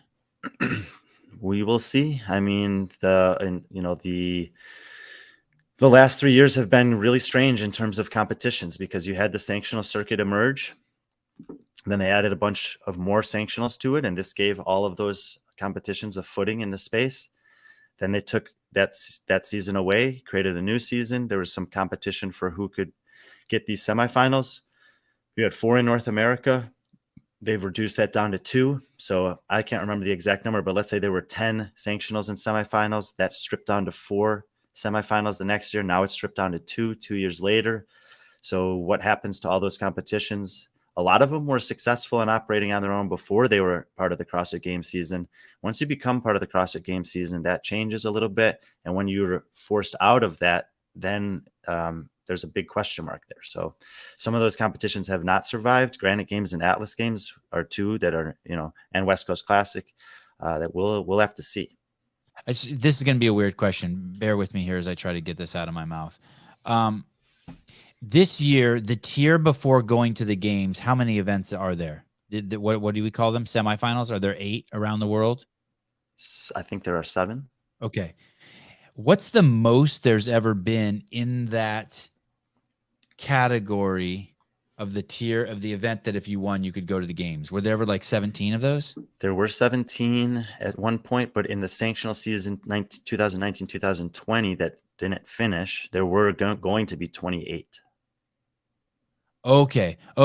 So here's where I'm going with this. So, and I like the way you spelled that out. If you're a standalone event, you're the Crash Crucible, your standalone event, you learn how to live on your own. Right. You either succeed or die on your own. Then somehow you get mixed up with the excitement and the caliber of a games event, and maybe you get an influx of patrons, money, sponsorship, and so that's good. And then to take the step back again may have rocked some of these people. So let me go over some events here. If they're gonna this great Granite Games, we don't know what's gonna happen. How about Atlas Games? But remember, Granite Games has been around for like a decade plus, and it used to take place in September. They moved the timing of it to be part of the CrossFit Games season. Will they go back to September? Will it disappear altogether? I mean, they already transferred the ownership a couple years ago from the people who used to run it up there to Loud and Live. So big unknown Granite Games. Atlas Games. Atlas Games, from what I know, was a very successful and well-run event by Alexis Leblanc-Bézinet, Camille's brother, in Montreal for years prior to becoming a semifinal, or a sanctional rather. They were first a sanctional. He took a bigger loss than anyone in 2020 when his sanctional was canceled. Literally the day that it was, they were halfway through the build. I was there on site, and Trudeau's wife got COVID, and they shut down the whole thing. And he lost more money than anyone that year. They were able to come back in some capacity as a semifinal, but they got the short end of the stick a little bit last year in terms of the women's field. With they said they were going to have Mallory O'Brien there. She ended up not competing there for whatever reason, and now they're not part of it this year. So I don't know, but I feel really bad for them that the last 3 years have been very difficult, and they were, from what I understand, doing very well prior to that. Oh, West Coast Classic. Barely ever got off the ground. They were the next one up, I think, after Wodapolooza or after Atlas Games in 2020, either one or two more to go, and they would have been there. And that field was going to be crazy. I was working for Loud and Live on the back end there. I don't know if all the roster was known or not, but I mean, it was a huge event, especially the men's field was going to be really good. Justin Medeiros was going to compete there against some of the better guys in the sport. And this is before he was the two-time champ or even the one-time champ. It was before he'd even taken third place at the games in Aromas or that year. So, and that didn't happen. They did come back as a semifinal. They didn't come back last year. And then that was because, Loud and Live had a kind of a big shift with Matt O'Keefe leaving. So they wanted to do one event instead of two. Now there is a semifinal in California, but it's not being billed as a West Coast Classic, and I don't know if we'll ever see the West Coast Classic again. What is that event? North American Semifinal West. Oh, gotcha. Okay. And both of these events in these semifinal events are run by CrossFit, these North American events? Yeah, so CrossFit is taking basically complete ownership of both of the North American and European semifinals this year. So they're not, they didn't. In some of the other cases, like the Copa Sur, still might exist. In fact, it does exist. The Asia, whatever, still exists. The Torian Pro, I think, is still what they're calling it out there. So those will live on. Even if it's not called that competition, the organizers from those countries or parts of the world are running it. But in the US and Europe, CrossFit's hiring people to run the events. Oh, what about those events? Will those other events live on? The Copa Sur and I don't have as much familiarity with Copa Sur's history prior to becoming a semifinal. I'm not too sure what the competitive landscape is down there for them outside of the CrossFit Game season. God, do you have any advice on someone if they want to start an event just to stay out of the whole mix with CrossFit and just be standalone? I don't know, because I don't know exactly what you get for being a CrossFit sanctioned or licensed event. So I don't, at this point, I don't think there's much appealing about being a part of the CrossFit Games season, because it's so unpredictable, volatile, changes all the time, and time, every year it changes every year, right? So until there's some consistency there, I wouldn't really want to be affiliated with the CrossFit Games season as an event organizer. But the licensing to pay to have the CrossFit name and licensed as your event could still be valuable. Right. So if anything, get the name, but stay out of the mix of letting them change what month you're going to compete in, who you're going to accept, all that shit. Get your own brand going. Yeah. And Wodapolooza is not affiliated with the CrossFit Games at all, right? None of these. This is just a complete standalone, Loud and Live. I don't actually know if they're a licensed event with CrossFit or not, but CrossFit's not. If that's the case, they're just paying a small fee to have the name, be able to use the name CrossFit. And then there may be some things on the back end that you have to have a CrossFit affiliate booth if you're a CrossFit licensed event or something like that. I'm not entirely sure. Right. But it's supposed to be some kind of partnership where there's an agreement on both ends. Ever-changing landscape. Very fun. Keeps us lots of good stuff to talk about. Okay. I think we're done here. I think I'm impressed neither of us had to pee for 3 hours. Yeah, and I don't have to pee. That is crazy. That's how long we've been on. Oh yeah, we're approaching 3 hours. Mark Calderon, have a great weekend, a great week, Sevanistas. Yeah, it's Sunday. Fee sucks. No, Fee Sagafi's cool. What are you talking about? I like her. You like her? That's not what he's saying. Oh, I can't tell if you're serious or not. I can't tell if I'm serious either. Fee Sagafi, I love Fee. Actually, that team, it's always kind of weird to say something like this, but Fee, Alexis, and Christine Kohlenbrander, I mean, those are some really, really nice people. And when you get to know them as people, it's actually kind of comical to then see them go compete and be these like ferocious warriors on the competition floor, because it's just hanging out with them is totally different than that. They're shiny. When I think of those girls, I think of shiny, like they're sparkly girls. Oh, that would be a good look for Alexis. Have you ever known any girls who wear makeup, and the makeup they wear, they just put lip gloss on and then they put like sprinkles on their face a little bit? Have you ever seen that? Glitter, just a little bit of glitter. You ever seen that look? Did I ever tell you my rule about glitter when I was teaching in high school? No. If you use glitter on your project, -5%. Wow. No glitter. There was a lady I worked with who would always put a little glitter on her face, just the tiniest little bit, and it was so cool. And I'm not a big makeup fan, but it was cool. I wonder if she still does that. Okay. Sevan had the chance to pee when Travis and Vellner took over the show. That's true. Glitter is the herpes of craft supplies. My God. Okay, too strong. Brian, keep the same rule for girls using glitter -5%. No, come on, guys. It's cool. Glitter is the devil. Okay, I'm done with you guys. I tried to. I'm just getting smashed in the comments now. We will see you tomorrow morning. Jorge, are you going to be on with Jorge Fernandez? I didn't get an invite for that. Oh, shit. I would love for you to be on there. Here's the invite right now. Probably. Okay. It depends what time. I do have one meeting with Bar Bend tomorrow morning that I can't miss. Okay. Any talk over there of you starting a podcast and leaving my show? Nope. Okay. I like that.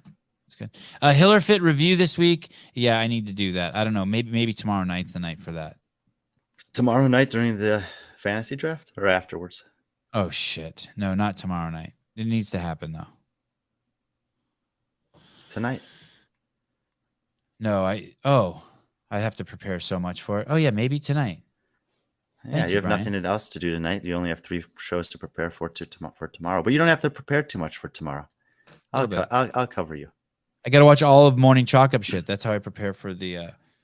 For the prediction show, we'll be good. For the fantasy show, I got you. Okay. Then I just prepare for Jorge tonight. Jorge Hernandez. The people want the Hiller Fit review. Give the people what they want. Hiller Fit review tonight. Fine. Bye, guys. Bye-bye. Bye. Bye-bye.